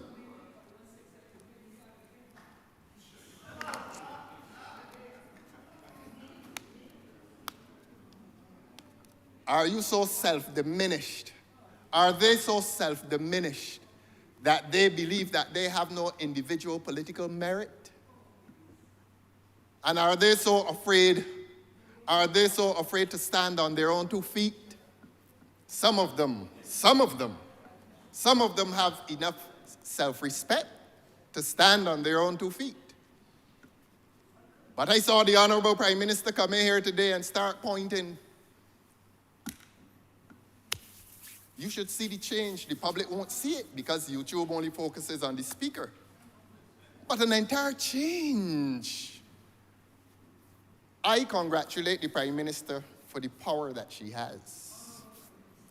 I beg your pardon, and so are we all. All honorable men and women. For the power that the Honorable Prime Minister has in influencing the behavior of her members. Even when she walks into the chamber, one speaker at the time, he is in full stride. And everything he said after that was a reference. Oh, the Prime Minister. He had not made one reference to her, to the Honourable Prime Minister prior to her visit. But in the aftermath of the visit, every other line, oh, the Prime Minister, the Prime Minister, the Prime Minister. I want to say to this government, sir, through you, sir, and I repeat, no amount of personal abuse, no amount of insults, no amount of righteous indignation, no amount of sanctimony will still my voice in opposition to this government. In opposition to this government that continues to borrow money at the expense of the people of Barbados and at the expense of the interests and the long-term interests of the young people of this country. The time has come to give account. The time has come to give account to the people of this country for the spending habits of this government. And there is another time coming. Because all of a sudden, after my declaration and disclosure last week as to a public accounts committee, Parliament is full. Everybody comes, everybody wants a pound of flesh. Take it. Take the pound of flesh. My advice to some of them in this government, seek your own salvation. Seek your own political salvation. And listen to the narrative carefully. This is not about any personal political aspiration. This is about the interests of a country. This is about the future of a country. And this is about a country that ought to be well run. This is about a country that is entitled to account being given to it by a reckless government, a government that has borrowed record sums in the short time that it has occupied office. Must not the people be concerned about it? It is not my sole and individual voice that is protesting against the government's financial habits.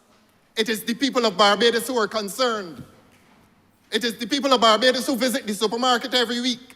It is the people of Barbados who can't get their light bills paid. It is the people in Barbados, some of whom are keeping their children at home because they can't give them breakfast to go to school. They know what is going on in Barbados. And they come in here heckling and screaming and shrieking and rejoicing in unison when insults are launched in this direction. I am not deterred. I will not relent. I am not afraid of any of them. Of any of them, I am not afraid. Not one of them scares me, from the Prime Minister back down. Not one of them. Not one. But they're afraid. This government is afraid because this government knows that it is engaged in financial wrongdoing. This government knows that. So don't make me the excuse. Don't make me the excuse. Go and answer to the people in St. Lucie. Answer to the people in St. Joseph. Come down the eastern coastline and reside in St. Philip and ask the people in St. Philip if they're happy with the government spending habits. Ask them. Ask them, come to St. Michael and ask a terrified population if they're happy with the state of crime in this country. There too, go and ask them. Go and ask them. So if they expect that my voice will be silent, I disappoint you. No, I will not still my voice. I have too much to claim. The opening lines of Looking at Your Hands by Martin Carter.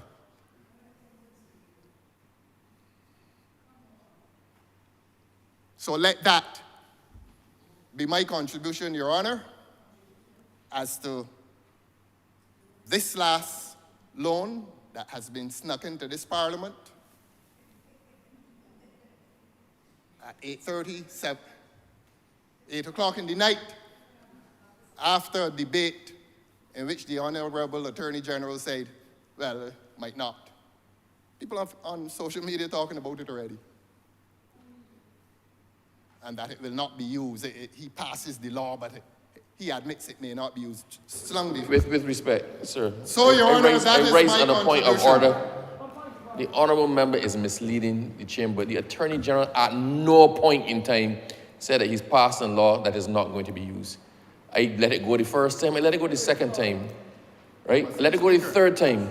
But if the honourable member insists on repeating himself with that, as he's been repeating himself with everything for the entire day, I actually have to cut him off now. He is misleading the chamber.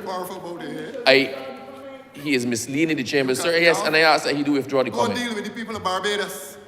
Go and deal with them. Go and deal with the people of Barbados. Honourable Member for St. James Central. Mr. Speaker, sir, it has been written that there is a view that all the world is a stage, and men and women are merely players.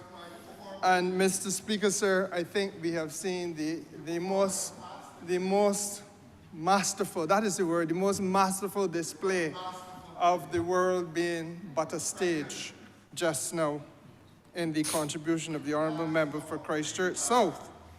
Now, while he continues to heckle, because even though he jumped, he with tremendous agility and alacrity sat down, I hope he has not endangered his aging spinal cord. But he sat down, your aged spinal cord. It is ancient. I can come to that. But, Mr. Speaker, sir, only to end his speech so that the Honourable Member from Christchurch East would not be able to do that which he sought to do, which is to clarify the record. But, sir, we are, oh dear, everything, sir, is who is in oysters. What is it with this gentleman, sir, that he is so profoundly perturbed about who goes into oysters? There was always an oysters, Mr. Speaker.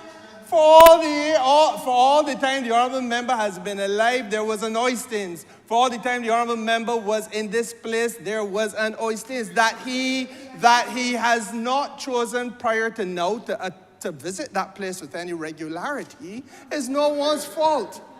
Mr. Speaker, sir, this is not about oystins. Let us not make it about that.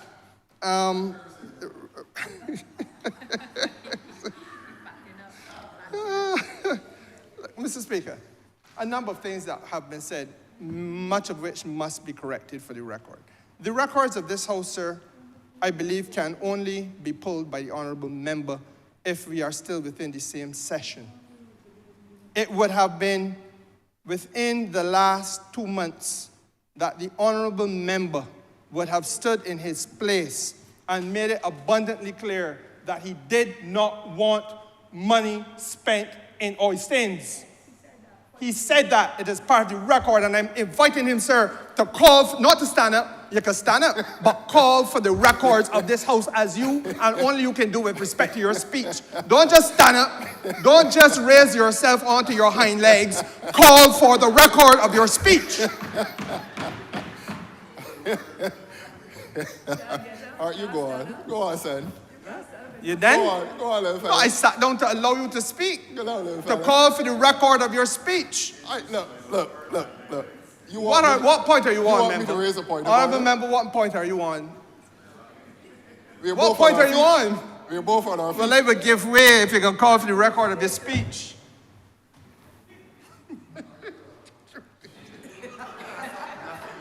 I thought so.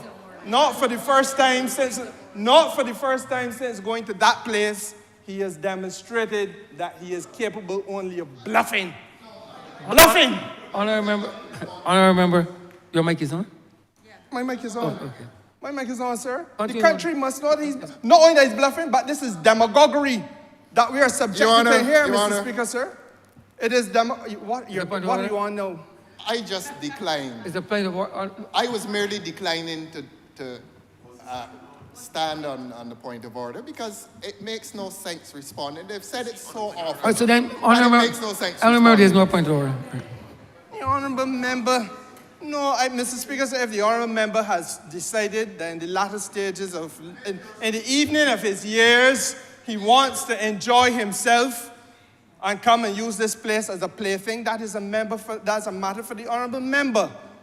But you cannot read your WhatsApp and collect your messages from the quarter of George Street that you lead. The fact of the matter is, Mr. Speaker, sir, that the records of this House will reflect that the honorable member did in fact say he wanted nothing. He distanced himself unequivocally from the financing that would have been dedicated to oystins, Mr. Speaker, sir. That fell from the lips of the honorable representative for oystins, Christchurch South. No, Mr. Speaker, sir, and as I indicated, sir, if he is going to profess his innocence of that charge, then it falls to him and him alone in this House to call for the records of his speech. And if he does not possess either the intestinal or testicular fortitude so to do, we can move on. The next point, Mr. Speaker, sir, is that we have to all accept a responsibility to speak truthfully to the issue of the interests of Barbados. It ain't only that honorable member, sir. All of us have an interest in this country. The future of Barbados, all of us have a vested interest in that. And Mr. Speaker, sir, equally we have an interest in the record of financial practice in this country. I don't know about anybody else, sir, but I am not going to shy away from defending that.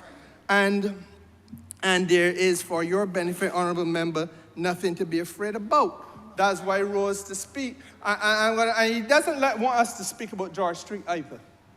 No, sir. None of us take any degree of delight in seeing what has unfolded in George Street. So let us put it where you raised it. So it's relevant because the honorable member raised it. It's the same Honorable rule as- member, he has no authority to talk about relevance. He does not possess that authority. No, Mr. Speaker, That is sir. vested within the sole authority of the Speaker. Indeed, Mr. Speaker. So disregard what he just said. I will do my best to unhear what he just said. Express and exhibit judicial deafness to what judicial he's just deafness saying. to him, Mr. Speaker, sir. But he will become discomforted when once I raise the issue of George Street, because, sir, he knows, as we all do, that that which is unfolding there now is unprecedented in the political history of this country.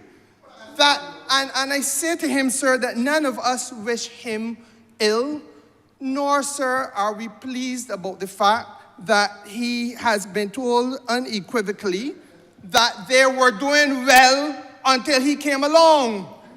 I didn't say that, sir. That was said by his general secretary. His general secretary told the world we were doing well without him, and we would prefer to be without him, and that he should let the people go. None of us said that, Mr. Speaker, sir. That is what came from those two, as the Honourable Minister for St. Philip West has pointed out. The first sensible thing to do is to make sure you're welcome, ever so welcome. Just wait for a call. You don't rush to go into people's place.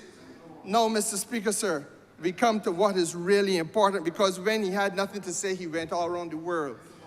Article 158 of the Revised Treaty of Chaguaramas, which I hold in my hand, which is a document of this House, sir, makes it possible for any country that is a member of CARICOM to go to the Development Fund of CARICOM, which is established for the purpose of providing financial or technical assistance to disadvantaged countries or to regions and sectors which are disadvantaged within any country that is a member state of CARICOM.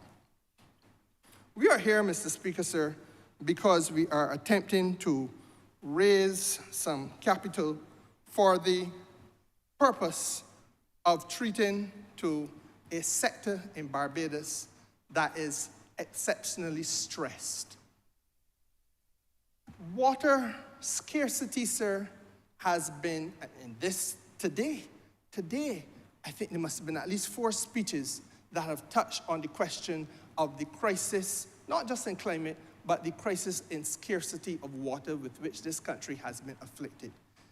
I said, sir, in a previous contribution in this House today, that there is an urgent need for us to be able to reuse, sir, recycle, redirect, redeploy. You can put any re you want, Mr. Speaker, sir, with respect to the water that is used in this country. And that is precisely what is being done with respect to the upgrading of the sewage plant and in Barbados, the Bridgestone sewage plant, sir, and the redirection of wastewater in this country. The redirection, the Honourable Member wonder if you can drink it.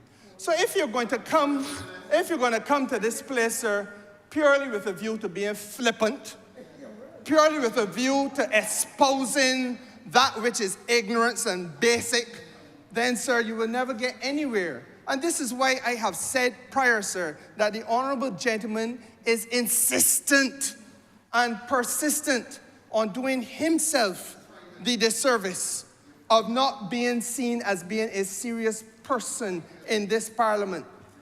It ain't a question about telling people go around Barbados and ask what your constituents think of you. It is looking at yourself in the mirror and asking yourself, am I making a fool of myself? And I want to suggest to him yet again for the umpteenth time now that he is better. In spite of all that you've heard, sir, he is better than that which he's offering. Now, Mr. Speaker, sir, is it that the honourable leader of the Democratic Labour Party, let us get real about the politics, man. Is the Democratic Labour Party now being heard to say in Barbados that the Bridgestone sewage plant should not be upgraded? Is it the policy of the Democratic Labour Party, which they say they are now putting into manifesto form, that the Bridgestone sewage plant should not be upgraded? And if it is that it is to be upgraded, then, Mr. Speaker, so what is the quarrel? Because you can't have it both ways. If you are to upgrade the sewage plant, then I would have hoped and thought that a sensible contribution, one worthy of the King's Council, would have been that, tell me what the upgrade is going to involve. Let me test whether or not the parameters of that which you envisage are consistent with what my own understanding of the state of the sewage plant is. That's what I would have expected, Mr. Speaker, sir. from any of the others who have held that seat that is called the leadership of the opposition seat. Now, Mr. Speaker, sir, it would seem to me, I am hearing a noise like a Spanish station butting in. Is that the voice of the leader of the opposition I'm hearing, sir? A constant drone in the background, like a cat squealing under a car tire. Mr. Speaker, sir, the fact of the matter is that if it is that he has a concern about the nature of the work being done, then let us hear that. But it cannot be a bland and empty, meaningless statement that suggests there's something wrong with government expenditure only because government is spending the money on the upgrade of the sewage project, or the sewage plant. But it cannot be that the Democratic Labour Party is signaling to Barbados yet again that there can be a sewage treatment issue in Barbados that needs to be attended to, and that its policy is to turn a blind eye and a deaf ear and an uncaring hand in the direction of a sewage problem in Barbados for the second time, when for the first time it was done, the consequences were felt most acutely in the constituency of the Honourable Member. Because if that is what the Honourable Member is saying, Mr. Speaker, sir, it will be the second time that he has used this Parliament. It will be the second time that he has used this Parliament to snub and to scorn and to insult the very people who sent him here. It will be the people who sent him here, sir, that he will be insulting for the second time. Honourable member, can you kindly allow the honourable member? No, Mr. Honourable member, Speaker, correct sir. yourself. Could you allow the honourable member for St. James Central to make his contribution without being interrupted? I don't know why, sir, he is so nervous and so profusely irritable. He used the word today, sir, that, what was the word he used? I had to correct him. He misused the word today. Intolerable, yes. So sir, his behavior is intolerable. He wanted to say intolerant, sir, and in his usual nervousness as he speaks in this place, he said intolerable. No, Mr. Speaker, sir, the first concern I have, therefore, is for there to be clarity from the Democratic Labour Party as to whether it is that it is their policy that the Bridgetown sewage plant is not worthy of being upgraded, sir. Because that is what we've come to talk about 12 million United States dollars about. That is what it is about. Let us not be mealy-mouthed about it. And therefore, if it is that the mere fact that the Minister of Finance has come here to say that he's going to go to the CARICOM Development Fund to get the funding to upgrade the sewage project, that triggers automatically from the Democratic Labour Party an allegation of mismanagement of public funds, then I want clarity of purpose. Is it that he is saying, therefore, because there's no evidence adduced to any other suggestion of mismanagement, all that has been said is, we want to fix the sewage plant and upgrade it. Huh? That's all that has been said. Don't tell me about old-fashioned politics, Mr. Speaker. I hold in my hand, Mr. Speaker, because I don't come in here bankrupt of the evidence. I hold in my hand a copy of Chapter 10A, the Public Accounts Committee Act in Barbados. The honourable member who is chair of the Public Accounts Committee likes to wash his mouth on this government. His first utterance is when he was challenged to give reasons why he went, what part he went. Sir, he came up, he dreamed up, well, there's quantumania in the government and to spend money badly. He said it this evening. Now, Mr. Speaker, sir, I want him to go and read, the legislation.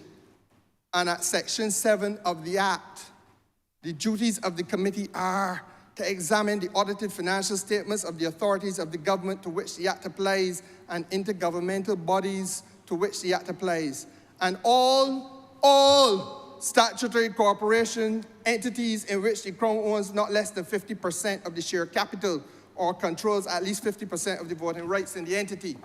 Mr. Speaker, sir, he likes to talk about Comey, about Kensington. Kensington Oval Management, Inc. is an entity in which government owns 50% at least. let him not just be mealy mouth now. Do some work, Star.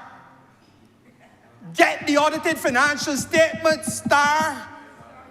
Huh? Get the audited financial statements now and put the money where your mouth is. Because it is all well and good to walk up and down Barbados telling me about what the public feel about Kensington. I saw the hundreds and thousands gathered there. I have talked to people too. I have not heard a man or woman say anything other than money well spent. I was there Saturday. When Australia was blistering England, Mr. Speaker, sir. And I don't know what part he was, but I know that his name was talked all through Kensington. But has he taken leave of his senses? Has the man gone mad? But this place is wonderful. That's all that I heard. No, Mr. Speaker, sir, if it is that he talking to different Barbadians that has different things, let us don't talk too much old talk. It is time that you do some work. You've been leading the Democratic Labour Party long enough now to do little work, Star. So therefore, call for the financial statement, audit financial statements of Comey, and let us get down to brass tacks. We will bear, you like to quote Shakespeare, we will beard you in Denmark. We will bear, no, in fullness of the time, because there's too much false accusation, there's too much innuendo, there's too much scurrility being thrown from that side of the house over here, baseless, empty propaganda, and it is time that we need to learn in this country whether the leader newly minted of the Democratic Labour Party is nothing but an empty suit.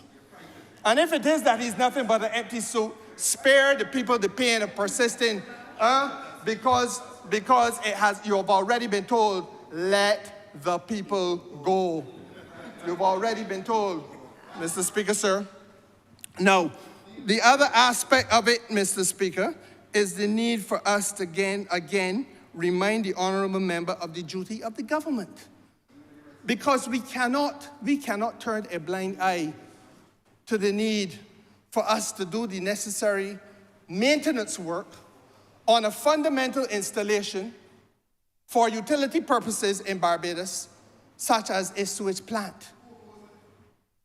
The honourable member, Mr. Speaker, sir, just gave a speech in here in which he sought to suggest that the government was guilty of mismanagement of the public finances because the government dared to raise the specter of getting a loan in order to finance it. It ain't to say that we've done anything and done it badly. We are just saying we will raise the money by way of a loan. And that incurred from this novitiate, Mr. Speaker, sir, an accusation of financial impropriety. But I'm not interested in what you may think the public believes. I'm concerned about what you believe. Because the public is not here to speak, you are. And if without anything being done by any minister in this government, there can be an allegation of financial impropriety, then, Mr. Speaker, sir, it tells me that there's a level of recklessness that is unprecedented. Because for there to be impropriety, there will have to be an act. Is that not true, Mr. Speaker, sir? I don't want to have to lecture the King's Council on the basics of the law, but there would have to be an actus reus, a so-called wrongful act. The wrongful act cannot be... I remember, I believe that, and I just want to admonish people, our members in here. The time is fast approaching. Yes, sir. Where if behavior like this continues. Like mine? Hold on, I am speaking, our member. Sorry, sir.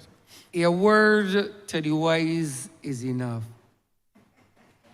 But from today's crescendo in this honorable chamber, the time is fast approaching where people might be asked to leave this honorable chamber or be taken out of this honorable chamber. It is apparent that this time is fast approaching. A word to the wise is enough. Continue. Very well said, Mr. Speaker, sir. Very well said. But I am not entering any plea of mitigation for anybody, Mr. Speaker, but I understand why there's the discomfort.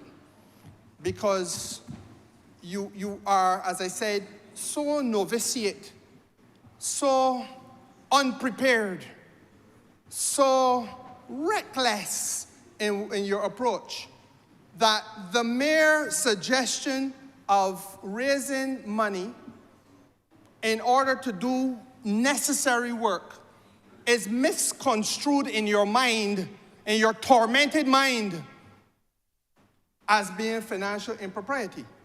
Now that level of thinking, sir, I think is without any precedent in this house. This house has been blessed with people who have demonstrated leadership, sir, by way of an understanding and a comprehension, not only about the numbers, but, sir, an analysis.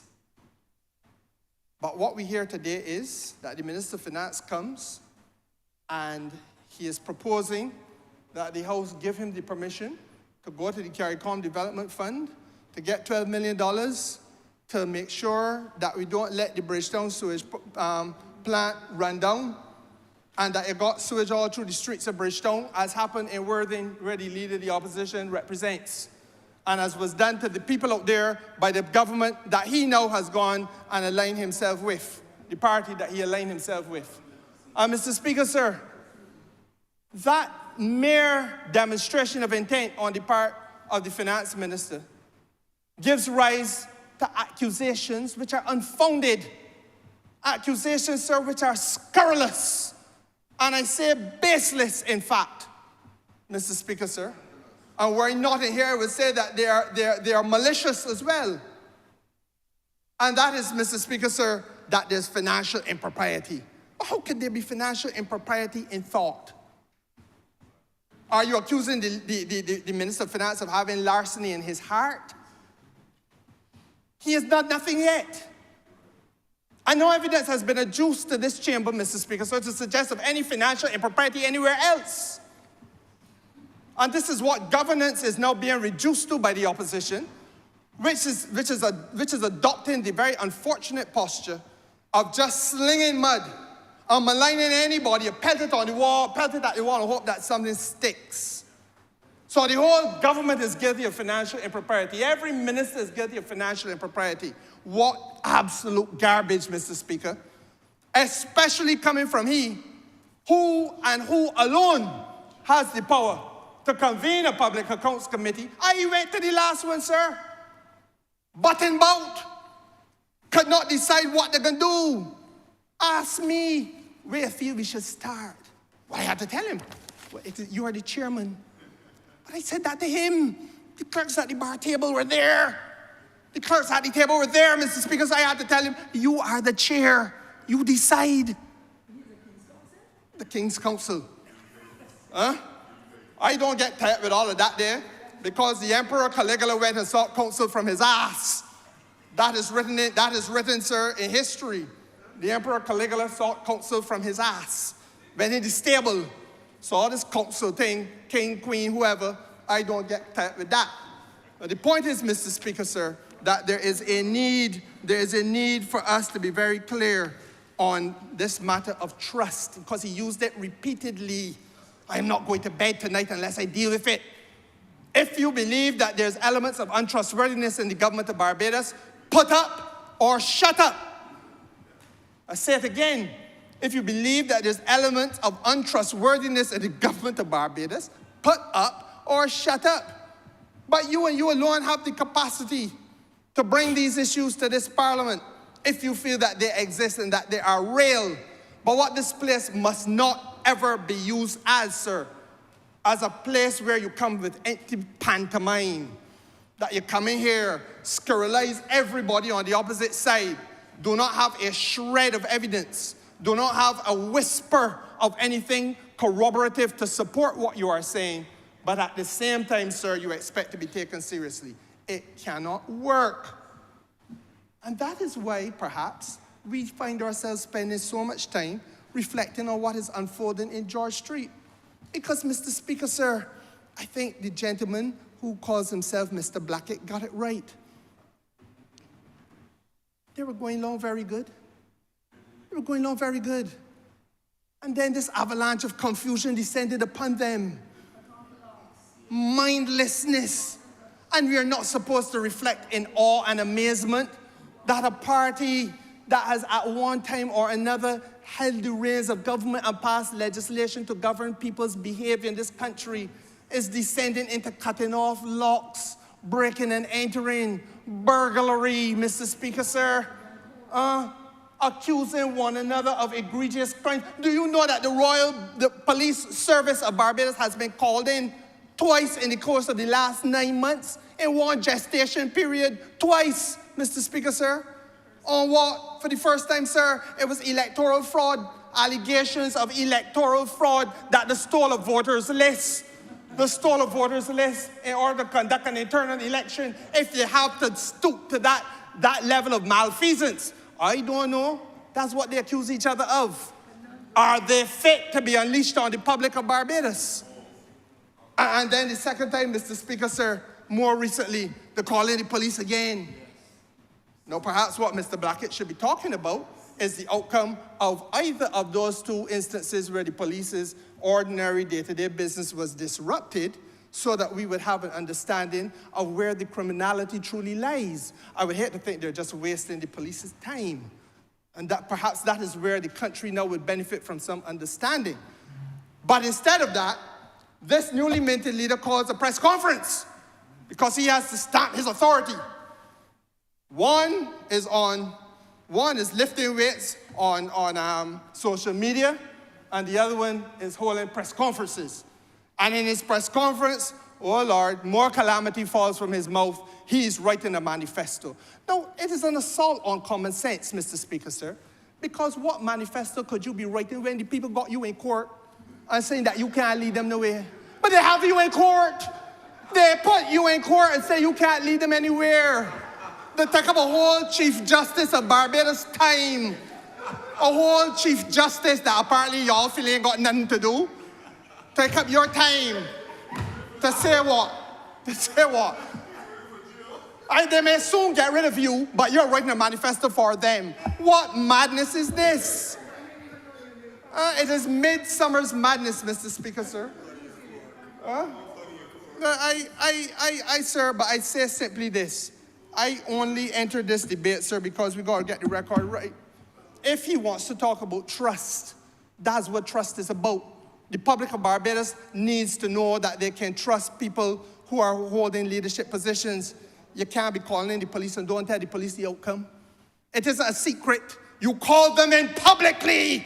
The police that can be attending to somebody's rape case.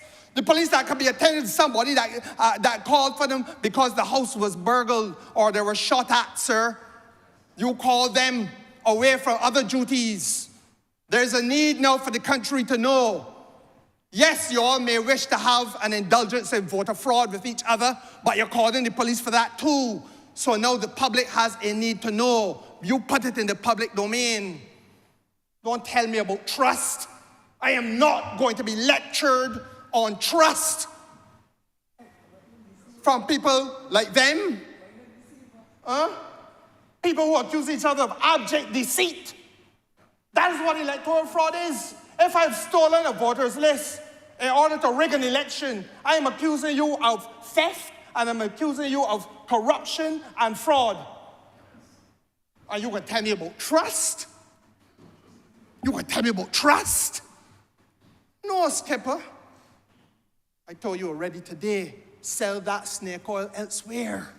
Don't bring it in here or choose a day when I overseas. I hope you get away with them. But it can't work. I see you for what you are, gentlemen. I see you for what you are. You, sir, are to be forgiven only because you are a desperado at this moment, holding on for dear life in an institution that does not want you.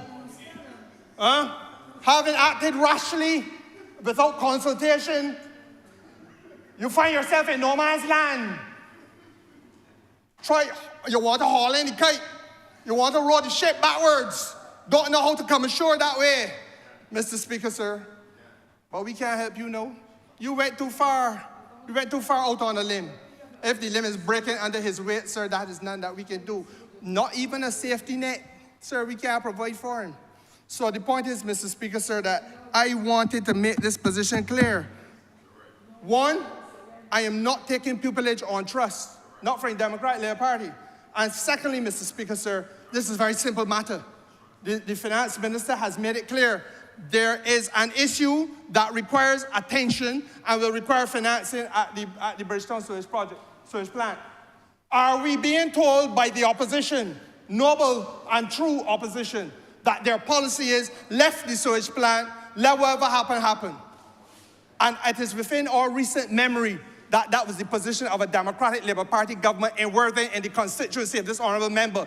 And maybe because he associated himself with their way of doing things in Worthing back then, that is why he feels it comfortable to go and embrace them now, because really and truly mentally he was with them all along and their way of doing things.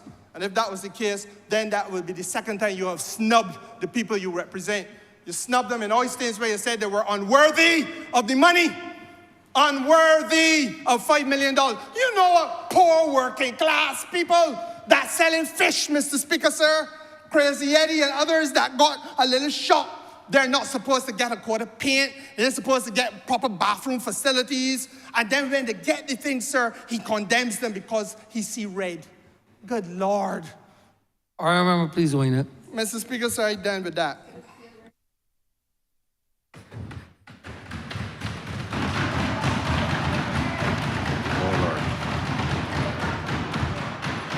All right, member for Christchurch, East Entry. Mr. Speaker, I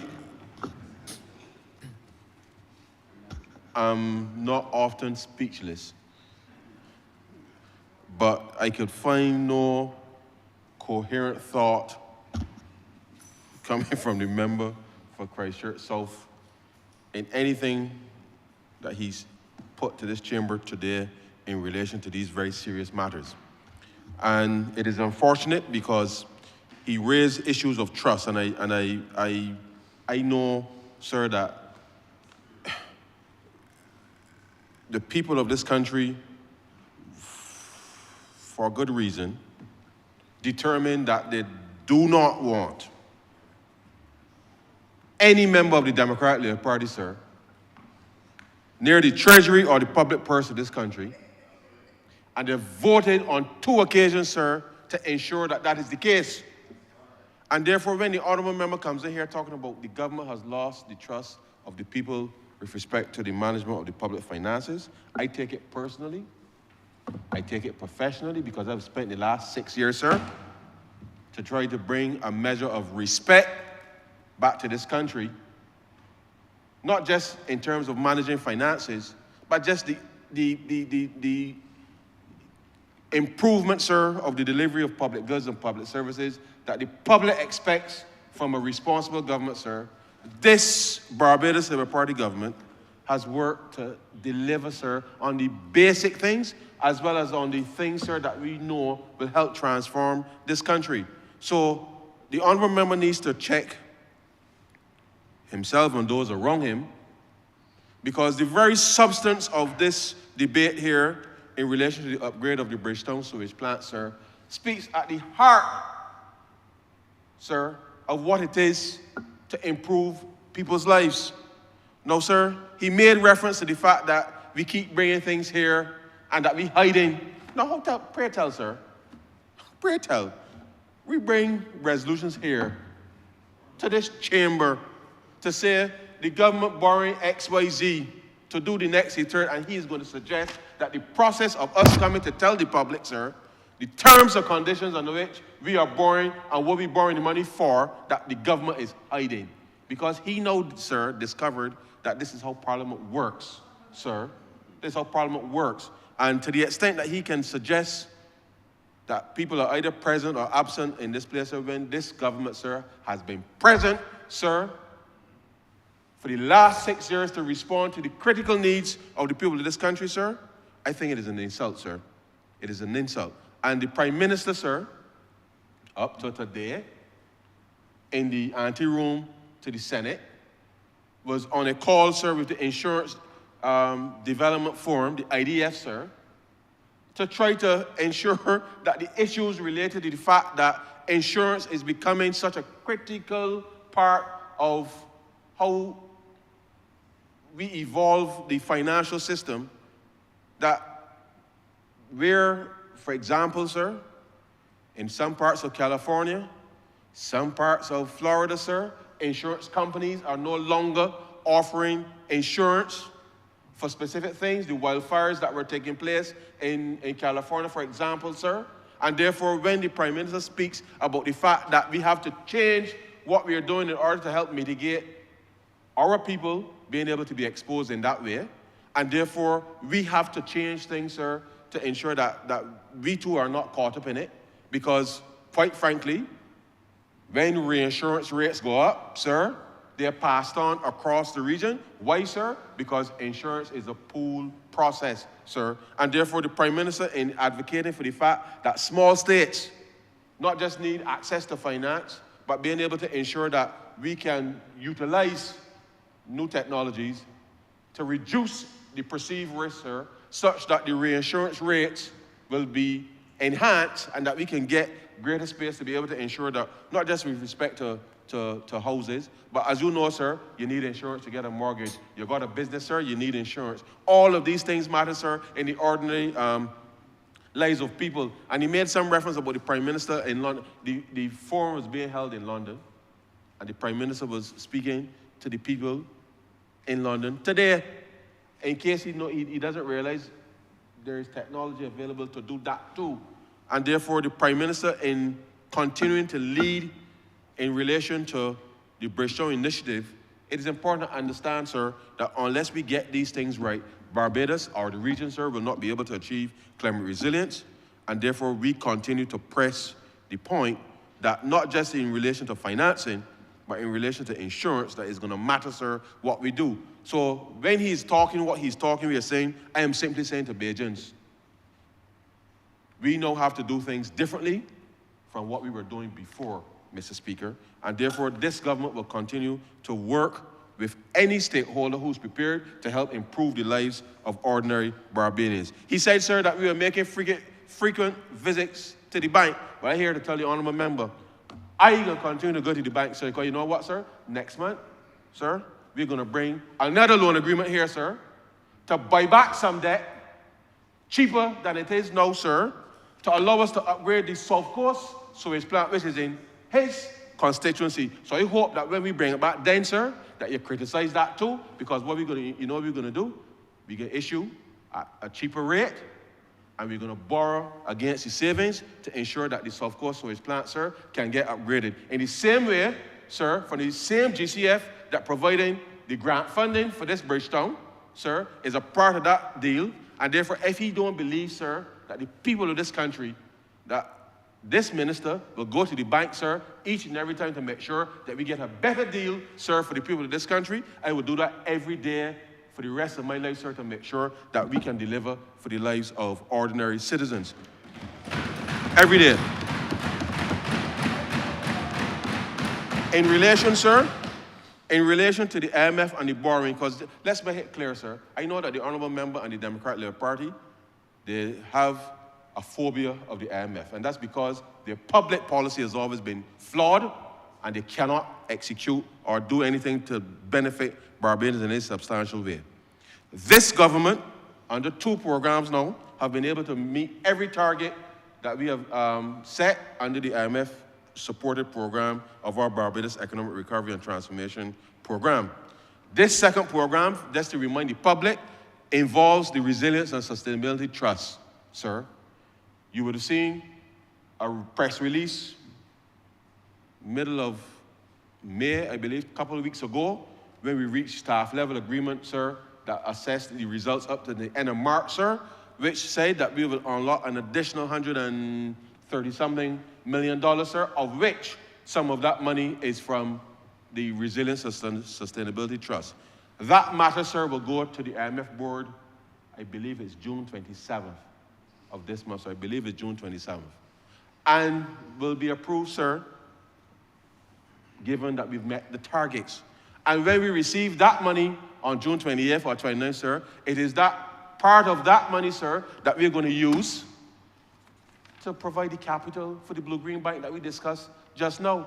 And therefore, if the honourable member has a problem with the government of Barbados using monies at concessional rates to help us to be able to respond to the people of this country, then I say, as the honourable member for St. James Central said, if that is the position of the Democratic Labour Party, that your government is not to help people, but the use of so, and put that in your manifesto, because this Barbados Labour Party, we have a mission, sir, to help transform this country and to ensure that ordinary Bajans see a better life. And we are committed to doing that, sir, and we will take those monies, invest it in the capital of this bank, which would allow this bank to be able to be much more nimble and flexible to further expand in relation to that.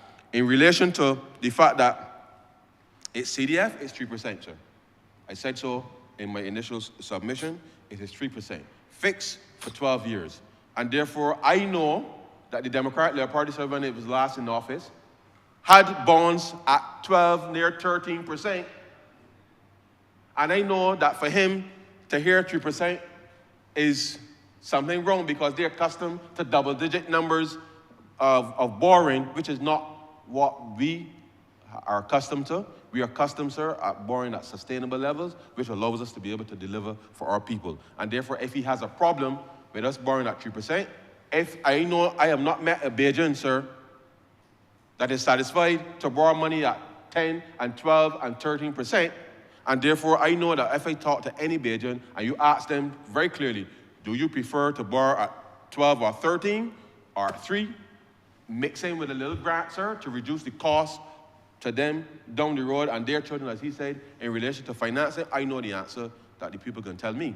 Because once people are able to see improved public goods, improved public services, sir, which we are delivering, because the last government clearly, sir, abandoned their posts with respect to that. And therefore, this government, sir, this government of which I'm a part, we are proud to be able to ensure that we put together, sir, the right combination of deals to ensure that we can finance our development. And therefore, sir, every time we come to this place, and it's not as if we come in here and say it for the first time, we engage with the stakeholders, we prime people, we speak with the public, and indicate that these are the things that we are doing on their behalf. But you know what, sir? I can let the honourable member know that we ain't done there, because the same Bridgetown sewage plant, sir, we're working with another entity, sir, to make sure that the people in Chapman Lane, sir, and the surrounding areas, that as we upgrade the plant, sir, we do some urban regeneration down in the city, sir, to make sure that the people, sir, down in Emerton and those places who have been disenfranchised for so long, that we upgrade their housing condition under the urban regeneration program. The same type of program that the Democratic Labour Party allowed the money from the IDB to go back and spend, sir, because when they care about the lives of people, sir, we're going to make sure we get access to some of that money again, sir, to be able to ensure that the people in Chapman Lane and the surrounding areas, that as we upgrade this Bridgetown sewage plant, that they too, sir, can be connected to the Bridgetown sewage plant after improving their lives, sir. And that is the position, sir, of the Barbados Labour Party. So if the Democratic Labour Party, sir, does not want the people to benefit, the people from the city, sir, to benefit from that type of intervention, that is their problem. But the people in Robert Street, sir, on this side of the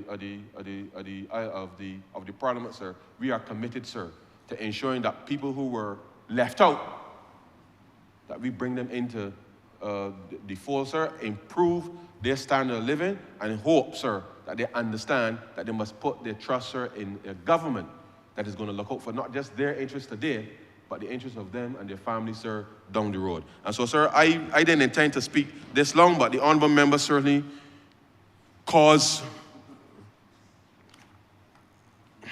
Anyhow, we, sir, come to this Parliament to be open and transparent, and the honourable member in his position as the member for St. James Central clearly reminded him, he can audit anything in relation to these expenditures. Because I know that when you go down there, sir, today, you're not going to see pumpkins growing and vines growing in no processing plant. So when you start auditing, what we go back and check all of the records of the Barbados Water Authority and all of the contracts that were signed under the Barbados Water Authority under the last government, and speak to his colleagues to find out where part some of that money went, sir. And still today, some of the issues that still persist with respect to the financial status of the Barbados Water Authority. And therefore, given his new mandate, I will expect that he will do so with a certain level of passion, and I hope that when he finds what he finds, that he's able to reconcile where he sits today, sir, with respect to the mess that they've left this country in, sir. And so, sir, I am happy to be able to say to this country that it is loan agreements like these, sir, that are going to be critically important to helping Barbados navigate what is becoming a even more torturous geopolitical global environment. And therefore, whilst the Democratic Labour Party is satisfied to wallow in misinformation and untruths, we are going to continue, sir, to deliver for the people of this country. And I know that the good people of this country know fact from fiction. And therefore, when they interact with reality on a day-to-day basis, sir, that their lives have been improved, not just since 2018, but we are charting a vision, sir, that will allow them to feel comfortable. And therefore, when he speaks about trust, I think he has to look in the mirror with his colleagues and do some serious self-introspection, because they've not offered, sir, a single credible solution that will give any Bajan the confidence that they could ever run this country, sir, again. And so, sir, with those very few words, I beg to move, sir, that this resolution do now pass.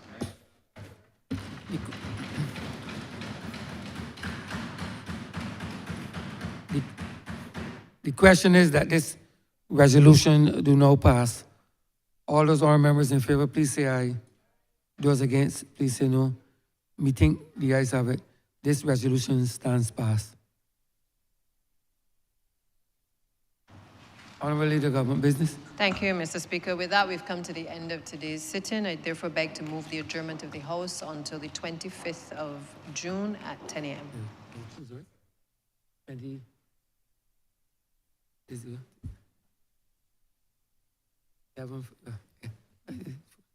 The question is that this honourable chamber be adjourned until Tuesday, the 25th day of June 2024 at 10 a.m. in the forenoon.